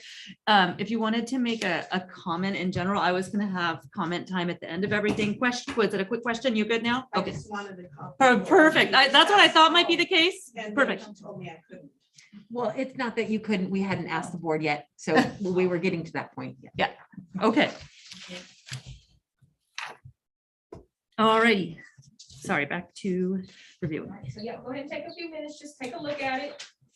Get your pen, pencil out. You can take a look at what's resonating. You have kind of one version, you have a second version. You want to just open it up for discussion. Go ahead for a few minutes of quiet time. So I have a question. So policies to me are statements of what the district is going to do. This discussion here is kind of like, This is your statement about equity. We haven't gotten to what you're going to do yet. That's a different component. So no, we're just where on it says component working 2. towards equity and about. So is that the Yes. piece that you want us to put into our? No, this is just your statement of what equity is. It's almost like this is our definition. It's giving context to your whole policy. Does that make sense? And it's very broad. Remember, we talked about what equity statement is a broad lens that you can apply to all aspects of your school district. It's very broad on purpose. But your actions are going to be in a different component. Good question.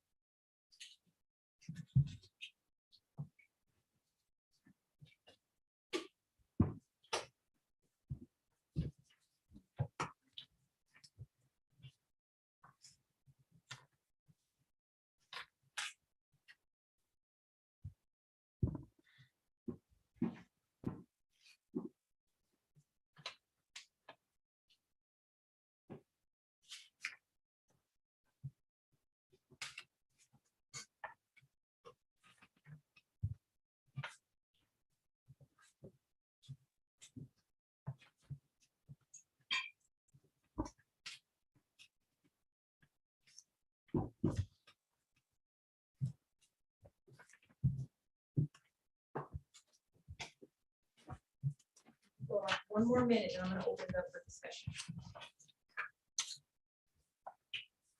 Okay, just looking at component 2 on just the equity statement.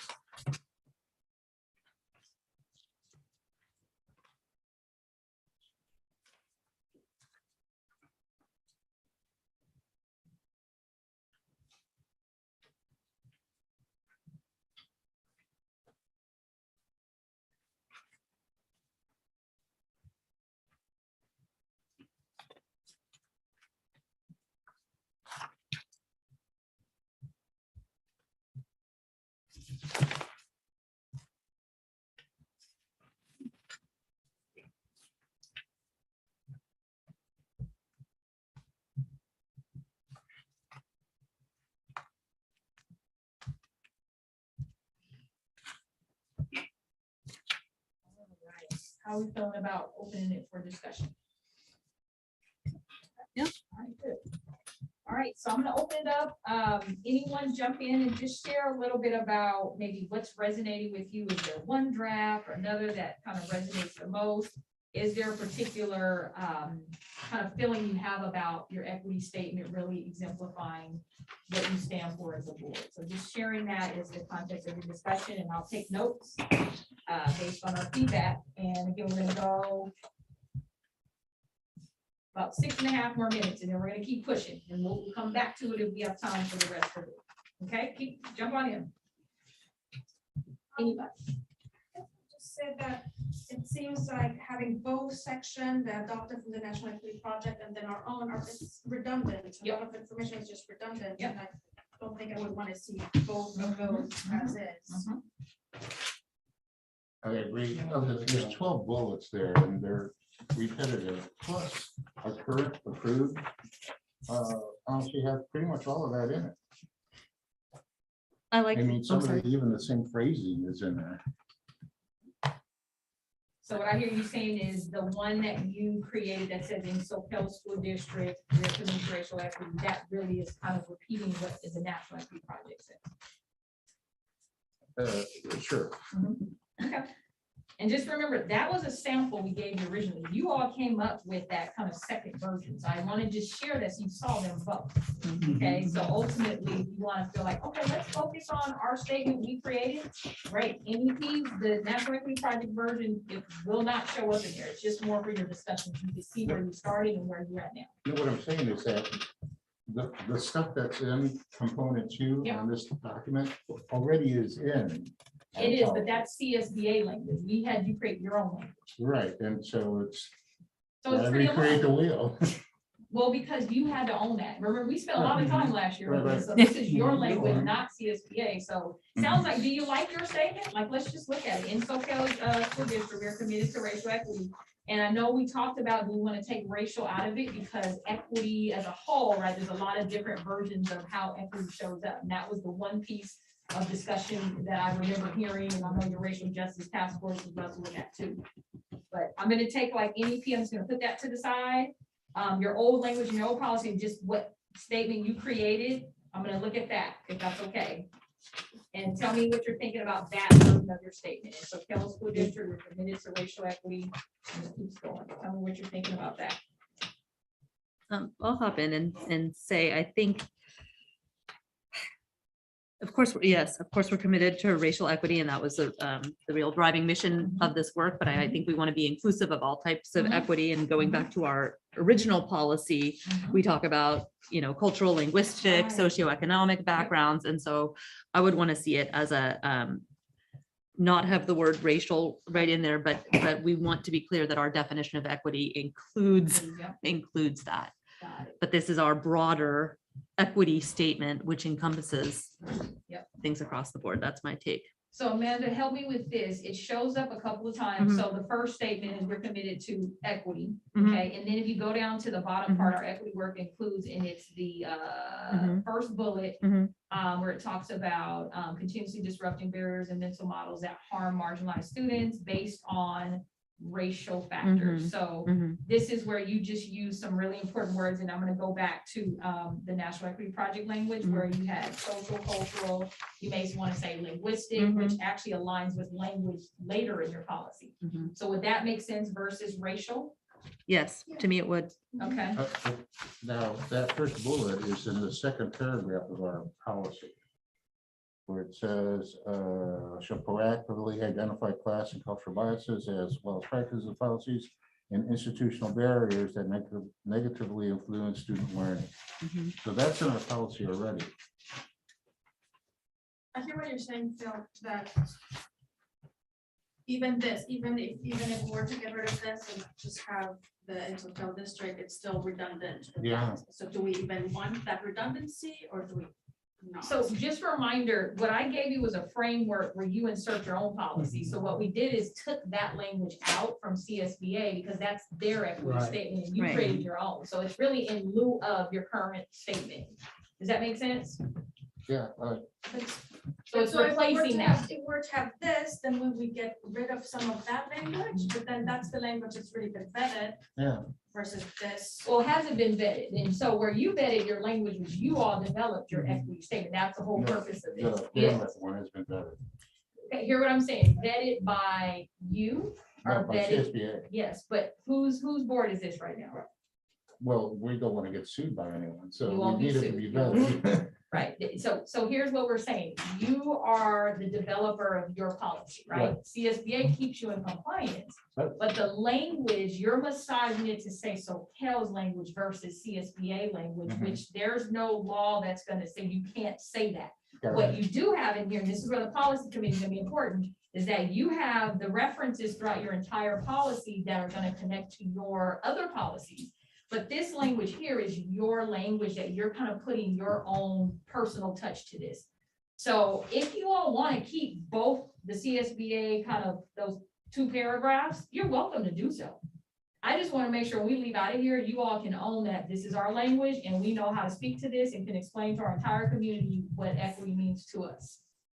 And if the CSBA language works for you, you don't have to have this statement at all. You could just keep your policy as is. We just want you to make sure you own it and you recognize and Right. understand the language. Well, it's Our policy. repetitive, though.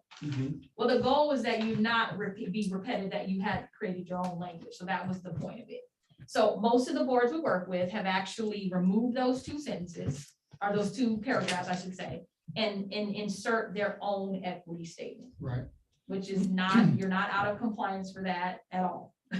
So it's really the will of the board. Again, if you want to keep those 2 and add your own equity statement, you absolutely can do it. It's not a problem. We just want to make sure you're comfortable with that.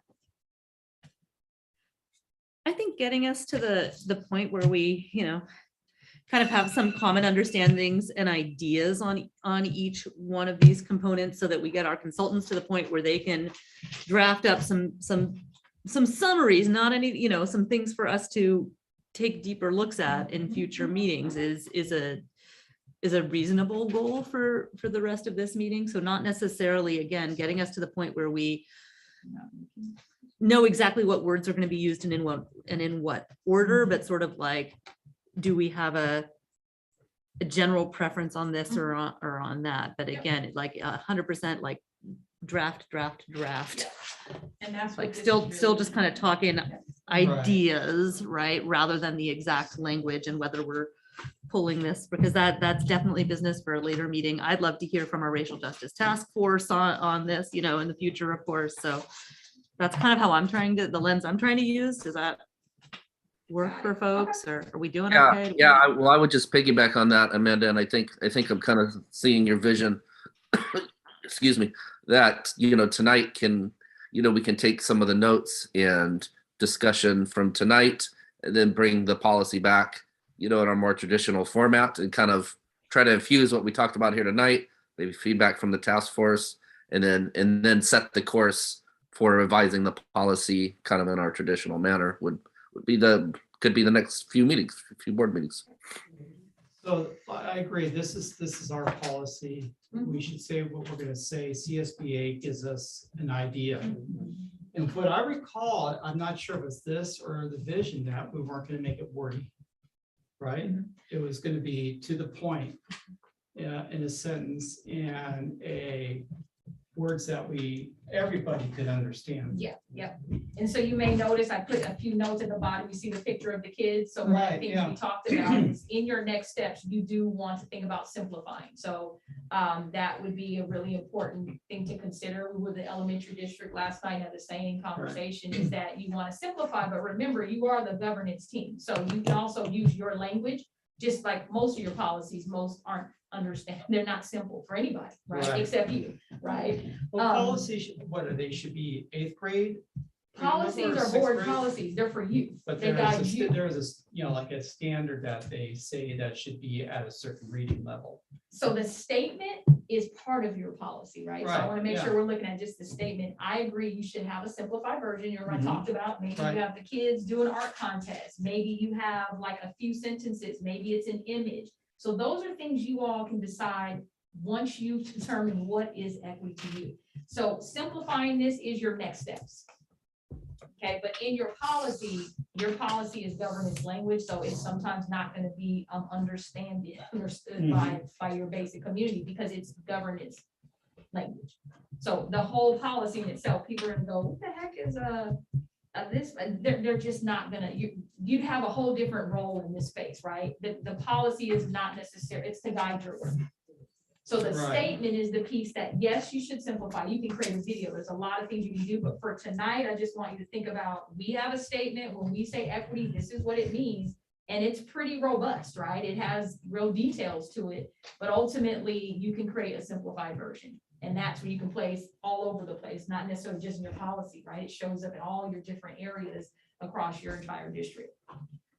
So in the deeper learning mode, taking our textbook reading, to me, it seems like policy should be follow strategic direction. Yep, which And we're so- getting to the next part. So that strategic direction should be something we have to decide on before we do anything for the Right, okay. policy. Which I think is a perfect segue to your next part, okay?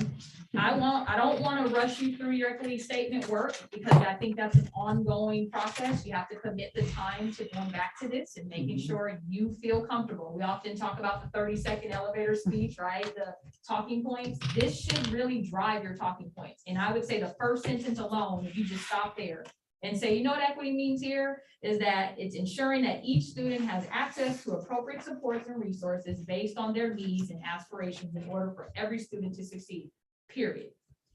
Now, the details of that show up not only in those bullet points, but also the rest of the policy. So you see where I'm going with, you want to feel comfortable as a board. When I say equity here, when we say equity here, this is what it means. And I think your first sentence we can probably highlight is that's your definition. But what it looks like in action very broadly are these 4 bullet points. Right, and when we talked about that, I asked this mention that the word access is passive. Okay. And so it's like this, here you go, Nicole, here's your education plan, you have access. Rather than challenge. Well, I think access to a lot of different things you'll have to define. So access means I have the opportunity, I have an open door to have access to a variety of things. You all have to define that. This is not where you do that. And so if it's challenging, that might be access to what maybe it's the curriculum, maybe it's, high rigorous expectations. But I think you all would define that in the specific areas that you want to focus on. The budget is a whole nother conversation. How do I have access to resources? There's a lot that goes into that. So access broad, remember, this is a broad statement because you all govern an entire school district. So you don't want to have it just specific to one area because then that is not necessarily your roles anymore. Right now, you're kind of taken away from your broader responsibilities. Okay, so one of the things I recommend too, you may notice in the next steps, that second bullet point, it says clarify language and define terms. That's an ongoing process of learning together as a community. So the word access, absolutely, you all want to spend time on that. How do we define what that means? Right, disrupting barriers, right? All of those words are things that you continuously do. This is why your equity policy doesn't disappear after today, right? This is an ongoing dialogue. That is a culture you're creating around this language. So you don't get to finish it all overnight. You got to actually unpack it to the point that you all feel really comfortable. And that's beyond like 4 study sessions with the consultants. Like this is the time you have to commit as a team. Okay. So here's what I want to do. I want to move you to the next component. Okay, because our time is going to look a little different since you all are in a team. So it's going to go, it takes a little bit longer with the whole group, but I want to go into our next 10 minutes.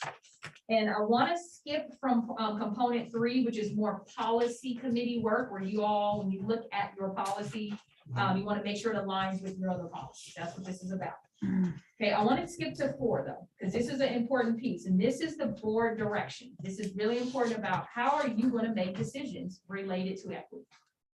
Okay, so I want you to take a few moments and look at those, the way I took your policy and I put it into bullet points, which makes it a little bit easier to I think read. The way your original policy looks, it's kind of jumbled in one paragraph.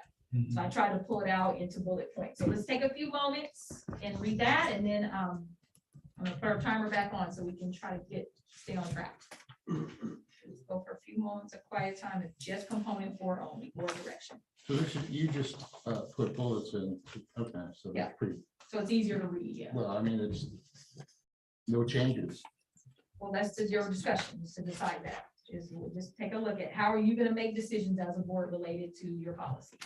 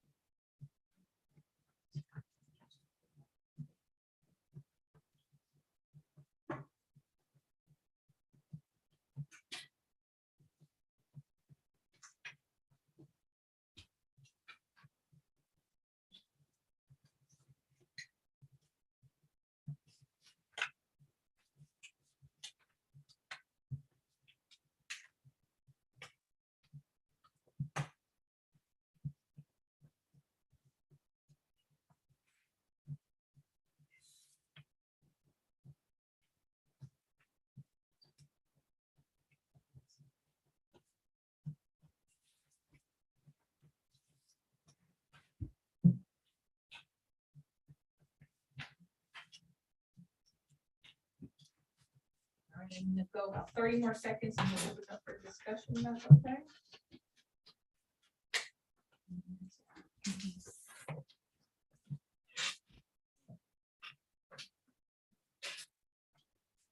Yeah.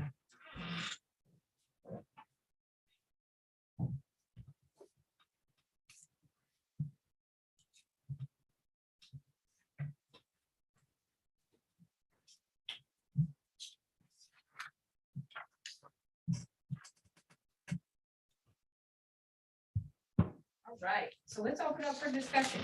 So we have board direction, okay? You all have in your policy, there's kind of 3 different concepts. What do you think about those when it talks about how you make decisions? So this is just a formatting change.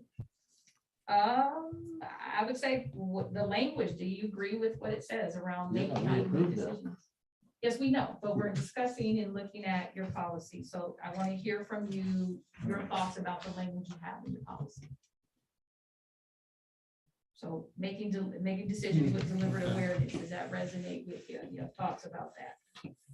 Consider whether your decisions address the needs of students. There's some language in here that you took out of your statement. So the word racial comes up, ethnic, indigent communities, remedy the inequities. There's language there. I want to make sure that that's something you all feel like, you know, it gives you guidance, because it says the board shall is direction. So we want to make sure that it resonates. And if it doesn't, this is the discussion.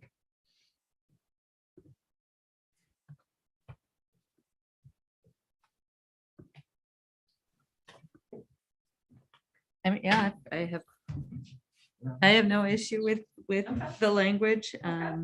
You know, could it be cleaned up and maybe connect a little better in terms of covering each group? So consistent. Sure, Okay. right? There could be a little consistency Okay. talking about, again, cultural, linguistic, Yep. socioeconomic backgrounds, Got it. but it is in bullet point 1.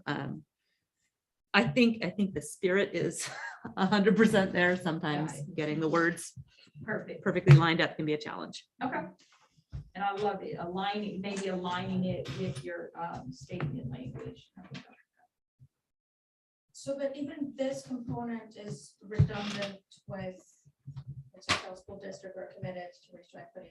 The points there, some of them are very similar, they're Mhm. phrased differently. Mhm. And so do we want both, or do we just want to have, do we not want any redundancy? So this is a compliance piece around board direction. So I think you do want to have it there, like it specifically says the board shall. So I think that's something, there's alignment with that language. I would say maybe it's not repetitive, it's more alignment.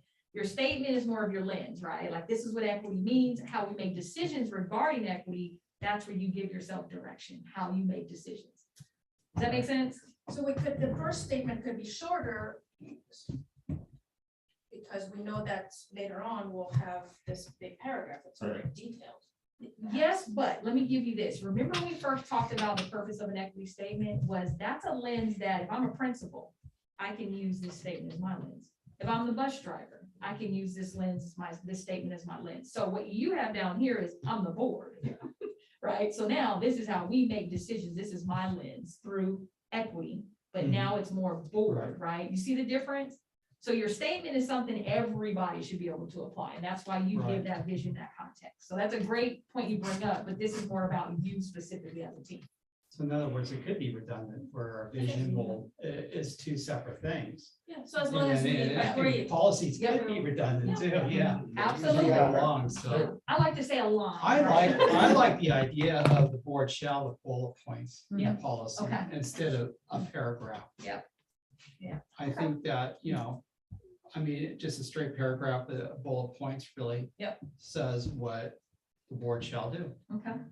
So I agree with you because I'm a debit credit kind of guy. Yeah. But I will tell you again that there's VARC, so how do you, what kind of learner are you, visual, acoustic? So you put bullets in, and for the people who like to read a narrative, you just not giving them something. So Can't make whichever everybody form- happy. So it's Yeah, a formatting thing, so. Right.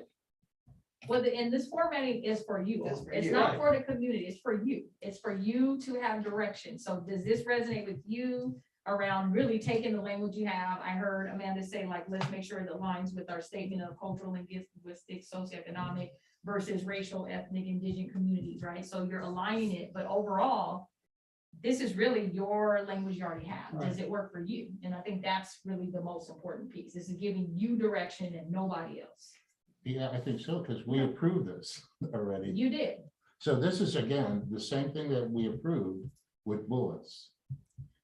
And I like the bullets. I tell you, I do too. but everybody I want to does. come back to Dr. Kiernan because Dr. Kiernan had something she wanted to say. If you still do. And obviously this is just kind of, a periphery noticing. Yep. Because I think we're getting into maybe some kind of structural questions, right?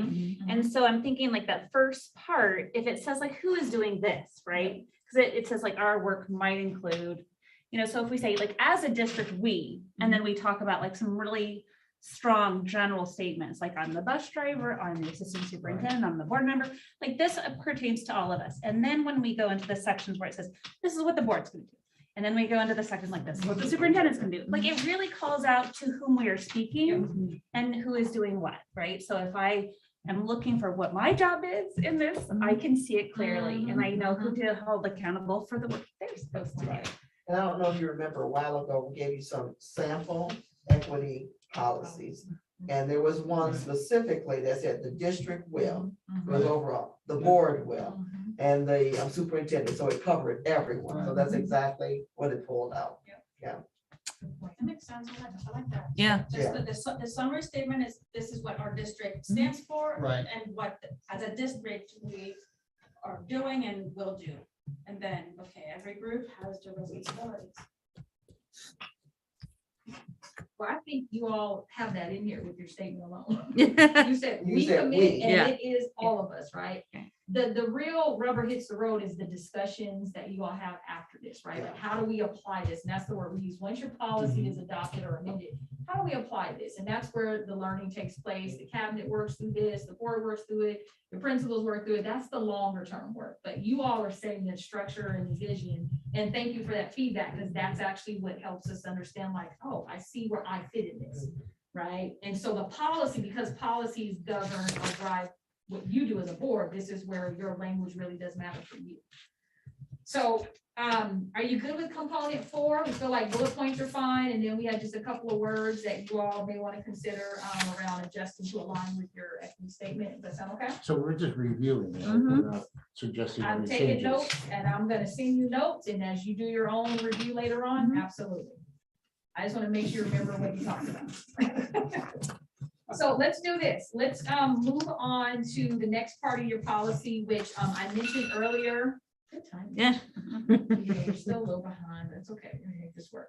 So the next piece is component 5, which is more about superintendent direction. Okay, and this is really important because you have to be really clear with how you want this policy to show up in action. So remember that a policy gives you direction, it gives the superintendent staff direction, and then the direction to the staff sometimes shows up in the administrative regulations, which is more where Scott has his own space to make those admin regulations, right? That's his work. So this policy though guides that. And so that's why it's so important you have very real clarity.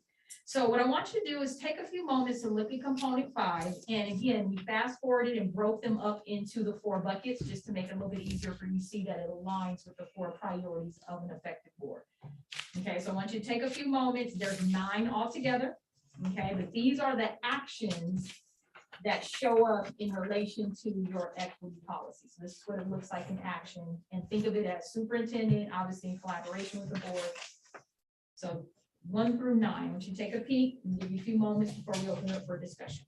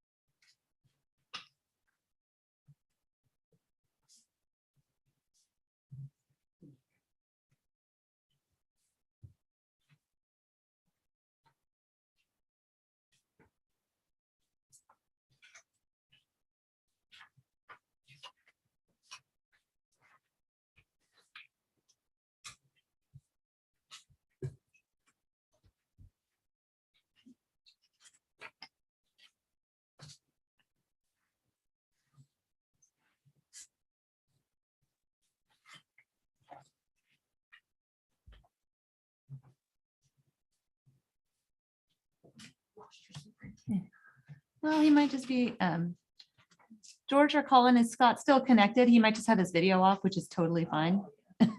Yeah, he's here. Okay, just, we can't see you and that's okay. Just wanted to make sure you were still connected because we're talking about you. While I'm at it, are we still using this PowerPoint? No, you can take it off, yeah. It's okay. Okay, got it. Before him off. Yeah. Yeah, I was gonna wait till I see you come through. We're volunteering for everything. We just gave you 9 bullet points. Yeah. Only 9 tonight? Okay. Only 9.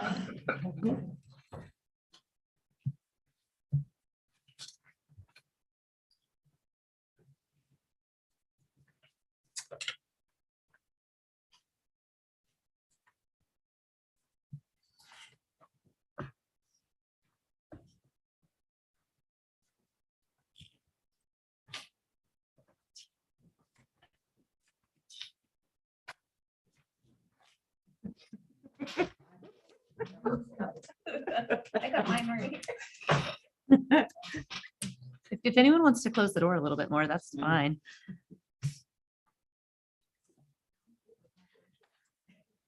You know, I'm just going to take this opportunity to say I did something a little unconventional. Our audience members do have copies of what we're looking at, which is not always what happens in board meetings, right? We have our normally a docket or a packet where all of the things are posted, but this is really just like draft discussion. So, you know, it felt like the right thing to let our audience members who are here in the building follow along with us.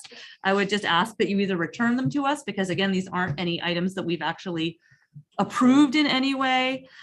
Or if for some reason you can't return it to us, just really bear in mind, these are not in any way approved items. This is purely like notes discussion items. It's really important to have that clarity, I think.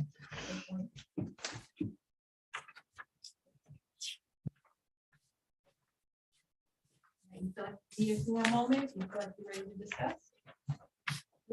Carolyn says, let's go. Our toes are cold, let's go. So again, you have 9 actions you have in your current policy. And again, what we did is try to break them up a little bit to give you shall with superintendent and board shall do collectively. So share with us your thoughts. We had two that we had in the budget areas. As you pulled, we looked at yours and saw that we had two that specifically may have aligned with budget. So 1 and 2, any thoughts on those? And they may look a little rearranged, by the way, from your current policy because we put them based on those 4 buckets. So they're what's in your policy, they're just rearranged a little bit for the sake of the. So 4 why would buckets. we have categories? For the sake of the discussion, we wanted you to see your policy through the lens of the 4 priorities we taught you about. So it's the same language, it just looks a little rearranged in our notes, that's all. And just rearrange them, so your budget, you have 2 items that showed up kind of in the budget arena. So does that mean that each one of these bullets or thing is only in that area? No, actually, it's not. It may not. You may find like, oh, maybe this aligns with, and you'll find they align with all 4. Like all of them literally have a budget implication. So So is that confusing then? no, because remember, you have 4 priorities as a board that we recommended based on the research, right? And those buckets, budget includes one of those. And so what we want to do is make sure we saw explicitly in your policy that you do that, like it's a good thing. So we're kind of giving you a highlight of, you actually have a great policy already that aligns with 4 priorities of a board, which those 4 show up in the blue print. But everything has a budget implication, right? I mean, that's the reality. Everything may have a school climate implication, right? Teaching and learning has an implication. I mean, they all align, and that's what we call them the 4 buckets and why they're so powerful. But we separate them out so you can have a real distinct discussion about that. I like it. I wish our policy had that little blue Yep. titles there I for agree. each one, because you look at the policy and what the sections are referred to, it's, hard to glide through and read it. Yeah. Something like this would be great. Yeah. Let's change it. I We're gonna volunteer to do that. I just have a question about how policies can be actually drafted in the form of our board policy. Like, is there a graphic option to put into a board policy? Because I see like what you're saying, Yeah. where like it makes sense if I build out these component areas, if I saw this graphic first, I'd be able to attach that to something, right? And then I could actually say like, the following sections may be interdependent, right? Right. And then that would help me, right? So I'm just asking the question because I don't know. No, because usually policies are not the most exciting thing. Well, So, right. Unless those were on the policy committee, they love it. But yeah, graphic, it helps, it's just to organize so that you know that you are covering all the bases. And we could have created this for you, that you might want to just continue. Yeah. Totally up to you. You just have to, it's the content that you have to make sure you have in there. How you lay it out is what's It's really good up for to you. you. It's We've yours. seen a gazillion policies from Policy. boards and they all have looked somewhat They look different. different. But to Phil's point about the compliance piece, right, making sure you're in compliance, that is the critical part of your policy, which you have. But the visuals, it's something like, I'm gonna do a little research. I'm not seeing it. But for the sake of the training, right, like that's what we placed it more in this note-taking space. And I agree, like We you could could do this. organize. This is our policy. It's We yours. could write it out You can any way we can, as long as we It's have the yours. legal Yep. terms, what it means. We could have any It's yours. format Your that policy. we It's want. yours. That is We right. can draw. Damn it. pictures, It's guides, changed the format. No, They changed you the know, format. It's for, very you know, bland. Easier understanding. We can do whatever we want with our policies, as long as it gets to the plan. And I will say, the point of us kind of having you spend time on this one is because we do want you to look at this policy, using it often, right? Like a lot of policies kind of sit in the policy toy box and you don't look at them a lot, right? Because they're not always exciting to look at until something comes up and we want to review it. So this one is really designed to kind of give your lens for all policy. And I agree, you can do what you want, but we want to make sure you have the content, as Deborah said, and that compliance piece is important. So if you put a visual in, I mean, I haven't seen it much, but I don't know if it's a problem. It's just making sure, again, that language, this is more of our training materials, right? It's based on research, so it's not like it's a problem, but I don't know if I've necessarily seen, you may have a separate document of visuals, which may be something that you have as a whole separate document. You have to be If careful. we ever wanted to go that direction, we could include an exhibit under this board policy number. Yep, there you go.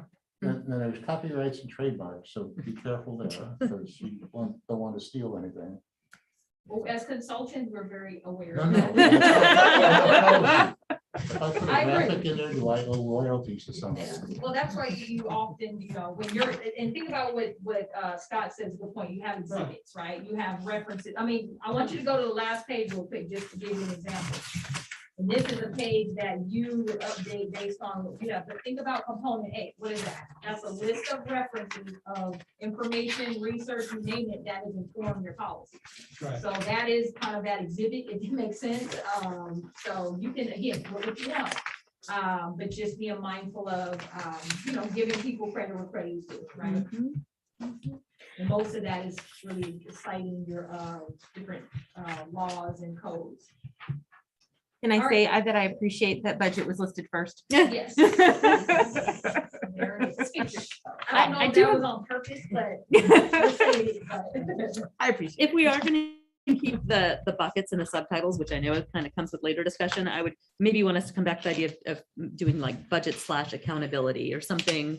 Oh, yeah. Right, because we're talking really, item number 1, I think that's kind of where we started when we talked about this particular component, right? But how item number 1, routinely assessing student needs, et cetera, like that goes into so many of the different buckets, but it also really speaks to accountability.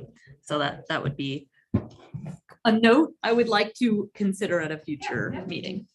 You all can align it however you want. I think the main thing is just to remember the point of this was based on research. Mhm. Effective boards focus on priorities, right? Mhm. And those priorities are those 4 buckets. So the language you use, absolutely, like for us is not a big deal. Mhm. I'm gonna notate it in our notes.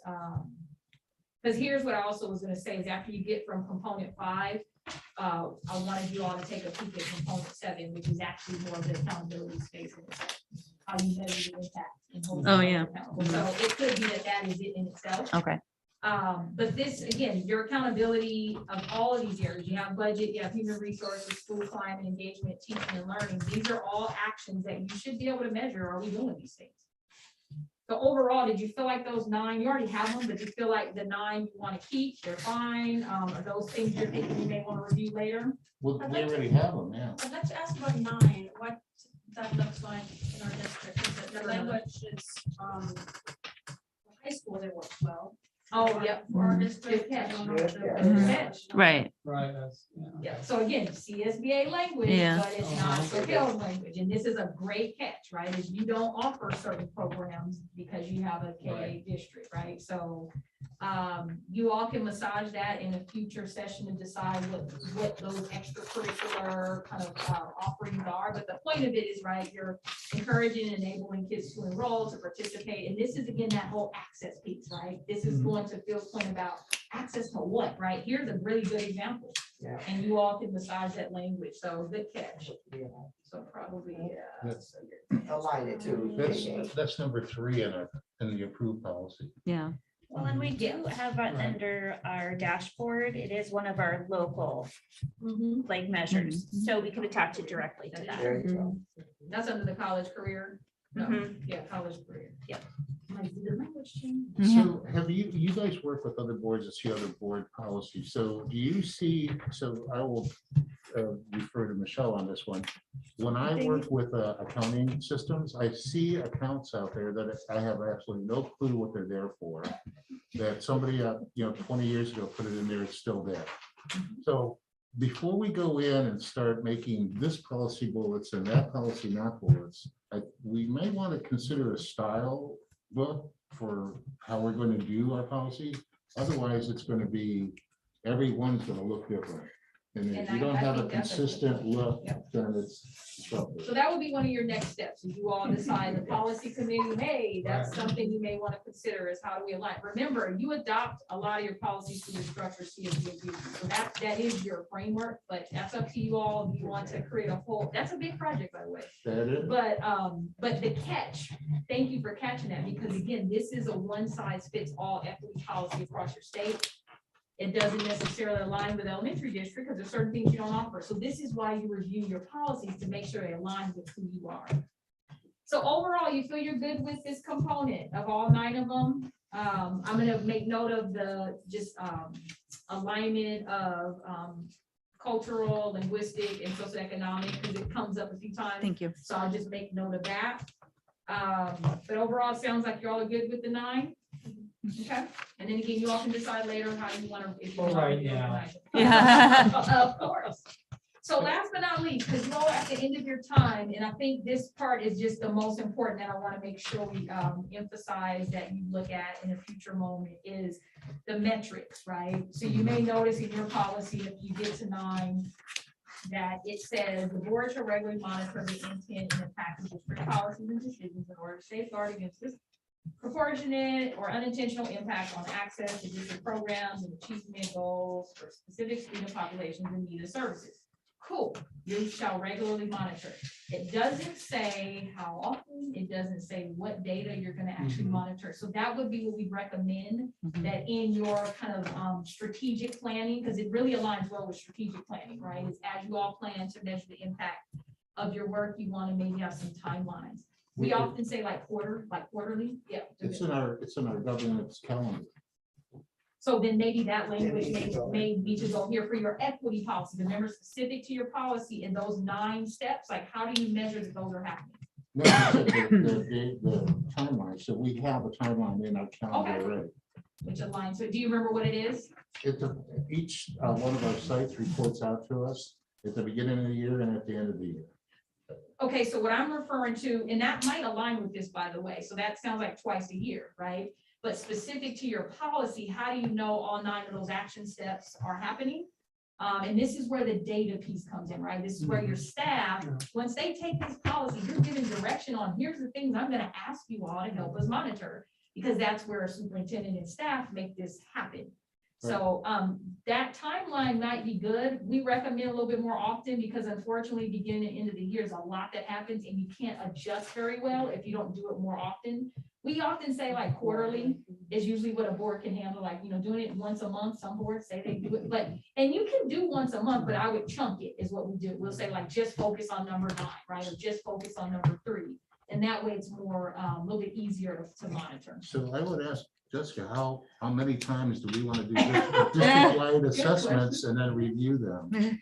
Well, I mean, I think that's an excellent question. You can look at them multiple ways. If we're looking at universal types of assessments, Yeah. right, which is what we really, that's one of the things that we use. I mean, our diagnostic tool is for, that's 3 times a year. So if you were looking at academic data through those diagnostic assessments, instead of quarterly, I would say triennial. There you go. Yeah. So we base Which it we on, do anyhow. base it on how, if there's data that we get, we base it on when we get it. If there's data that we can collect anytime, then we have to decide. So I guess we can depend on Yeah, what and we're looking at. and we get the graphs, and all that stuff, and so we're getting the data, and it's 3 times a year. I mean, I think it's a matter of current practice. It's just, putting it into the here. language. Yeah. Yeah, so we do it, but if It needs it's to be spelled here. out, then Right. it's just kind of, Yeah, so we put in there like refer to board calendar. or just repeat it, I guess, just. So Right, if because someone it's- who doesn't want to go. Right. Exactly. Right. This is the policy. Well, that we're using changes for every all of year them. when it's gonna happen. Well, there's a window that's Okay. pretty typical because we do not just measure ourselves against ourselves. We measure ourselves in other ways. And Right. so that you have to actually have kind of a general block each year. Yeah, Right. like for the budget, it's P1, P2, Yeah, we're not giving a specific date, which is. Okay. Kind It's sort of the frequency time of year. And so here's the point of this piece is that part of your next steps, you remember that board assessment we did and the 8 characteristics of effective boards, and number 5 was data savvy boards? This is actually gonna help inform that work. So when we say data, what Jeff was talking about is one portion of the data, okay? There's also some data you don't have, which is a whole other conversation. Typically, that's qualitative, which we call perception data, experience data that doesn't show up in those graphs. So there's actually multiple layers of data that you want to have as a board to really inform what's happening. And that typically, because do you have a football research department here? Yeah. The internet, right? So most districts don't have that. So what we often say is that's where you partner with like the local university, right? And folks who do that for a living. And then what's cool is now you set the staff up with the ability to give you the data you need. without saying like, gotcha, Jessica, you don't have like these full-blown surveys and observation data and all these things that the capacity and bandwidth of the staff in a district your size is really impossible. So we always say partner. And so there's a great district, we got to watch this in action down in Southern Cal, and they partner with a local university and they created the instrument for them. It was directed by the board in terms of here's the data we want to see. So it really was supportive of the staff because there wasn't the, I don't want to even call them gotcha moments, but it wasn't the, I'm asking you questions, you're not answering them, right? Not because they don't want to, it's because we don't have that data. We really don't have the bandwidth to do, I call it full-blown research. Equity work is not like your normal work that you do now. But that data you're going to need is actually what I think is going to massage component 7 to say 3 times a year or 4 times a year, whatever it is, this is the data we want to see too. And it may be that some of that qualitative data, and a great example is we're planning equity walks, right? And that's a qualitative experience. That's observation data, right? And so those are things that may look a little different from what you normally have in those beautiful charts, but also the traditional metrics we have around achievement and attendance and discipline, you name it. So that's kind of a longer version of the work you have to do in the long run. And so those again are study sessions to decide how are we going to do data, how are we going to have an opportunity to hold ourselves accountable. But the direction and what you just did is you just looked a little bit at your policy that you already have, and then the staff can hear that direction and be clear when you say, hey, we're going to talk about this in our not even next session. In 3 months from now, we're going to talk about this, and the staff can be prepared. And what's so cool about your policy is that it aligns with those 4 buckets Deborah and I talked about. So the staff is not, I call it chasing their tails around equity work because we're not clear where the board wants to go. Right. Priorities is what helps the board give clear direction, and then the staff can always work through that. Is powerful. But this policy, the point of it was to guide that work. So I want to ask Scott to jump in with some final thoughts about the policy, because this does give a lot of direction for you. And obviously the admin regulations really help with staff. So you have any closing thoughts about the policy? Just that I think this is really good. We don't often get a chance to talk, in a more general and broad term about these sort of things because, board meetings happen at a certain pace and everything. And so I think this is really good and will only set us up for success when we do actually dig into adjusting the policy.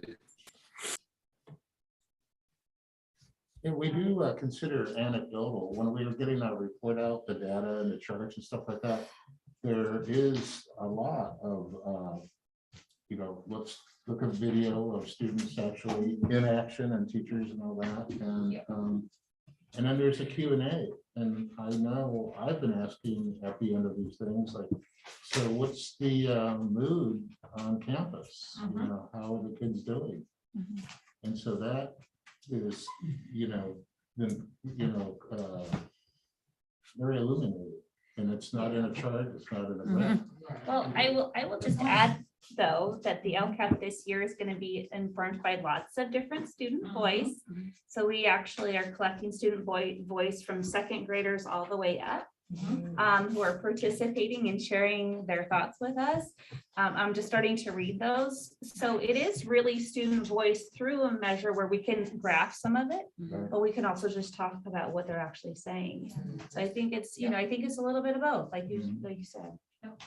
And so cool about all of that is your equity statement is that lens by which you look at that data. And that's the difference, right? Is that I always say, when we hear student voices and that there's experiences in data, I always say for who? For who? Because we never want to generalize that all kids feel this way, right? And so that's when you drill down in your equity statement is what provides those questions. So we're going to put a pin in this. Okay, as you know, we talked about potentially kind of looking at, I think we talked last time about potentially something in the summer, and I can't recall what we talked about for any dates, but we can maybe revisit that another time about any extra next steps. We want to also check in with you individually as board members just to see your own individual journey. Deborah and I are always available. So again, we say reach out if you have questions along the journey. But specifically, I will share our notes from today and include next steps in terms of recommendations. And from there, we still are working with your other teams and again, looking forward to our equity walk experience. And just really and excited about the journey and just appreciate the work you're doing. Every board is not spending this time, not processing and having discussions. But many have a policy that looks just like yours, right? But have never looked at it. Right. So check, you have looked at it, you spent some Right. time to process, and so hopefully y'all feel good about your work. And appreciate you, Superintendent Yes. Turnbull. We appreciate you. Hey, you couldn't be here, but hope you get some rest and just appreciate your leadership, your vision of this work and the hard work that you've done with the staff, of course, to really advance this work. It's not easy. And so I just want to commend you. You should really feel proud of the work you've done, but there's still a journey you're on. And so we're gonna embrace non-closure and allow you all to do what you got to do for your adjournment. So just appreciate you again. Thank you. Thank you to both of you, to Dr. Holt for all of her contributions to our journey. Yes, thanks, of course, to Scott and the entire team here at the table. I do want to do my typical check-in and just make sure we don't have any last public comments as we wrap things up. I know we had the opportunity at the beginning to check whether there are any emails or texts or anyone in the public wanted here in person wanted to say anything, but do we have any communications on just with any last questions from the public? Nothing on text. Nothing on email. Okay, thank you. If anyone who's here in the audience wishes to say anything, you can. You are not required to in any way. Thank you for having me. Thank you for letting me sit with you and listen. Thank you. Of course, much appreciated. Always good to have an audience. Board members, any closing thoughts, comments? I'm glad we did the work. Thank you. That's good stuff. Yeah, thank you. I'll think of questions tonight. Yeah, no. So discussion, to me, the most valuable thing about this is having a discussion about discussion. Right? Because it's kind of like being in a room with a blindfold on and then trying to blind select and stay legal. Yeah. No, it's really valuable tying in the governance work with I didn't understand it at first. I thought this was 100% focused on the equity work. Yep. Right? But you're right. Yeah, of course you have to talk about it through the governance lens to fully. Because your roles are different. Yep. Right? Yeah. Yep. Yeah. All right. Unless we have anything further, I'm going to work my way back to the agenda and see, do we have a motion for adjournment? I think the superintendent. Oh, I'm so sorry. I couldn't see you in that screen. Oh, no, I'm all good. I don't have anything. All right, motion to adjourn then. Phil makes the motion, Carolyn second. All in Discussion. Would you like to discuss adjournment? All right. All in favor? Aye. All right, meeting adjourned. Thank you all very much Hey, Scott. for your time. Scott, it's Green Night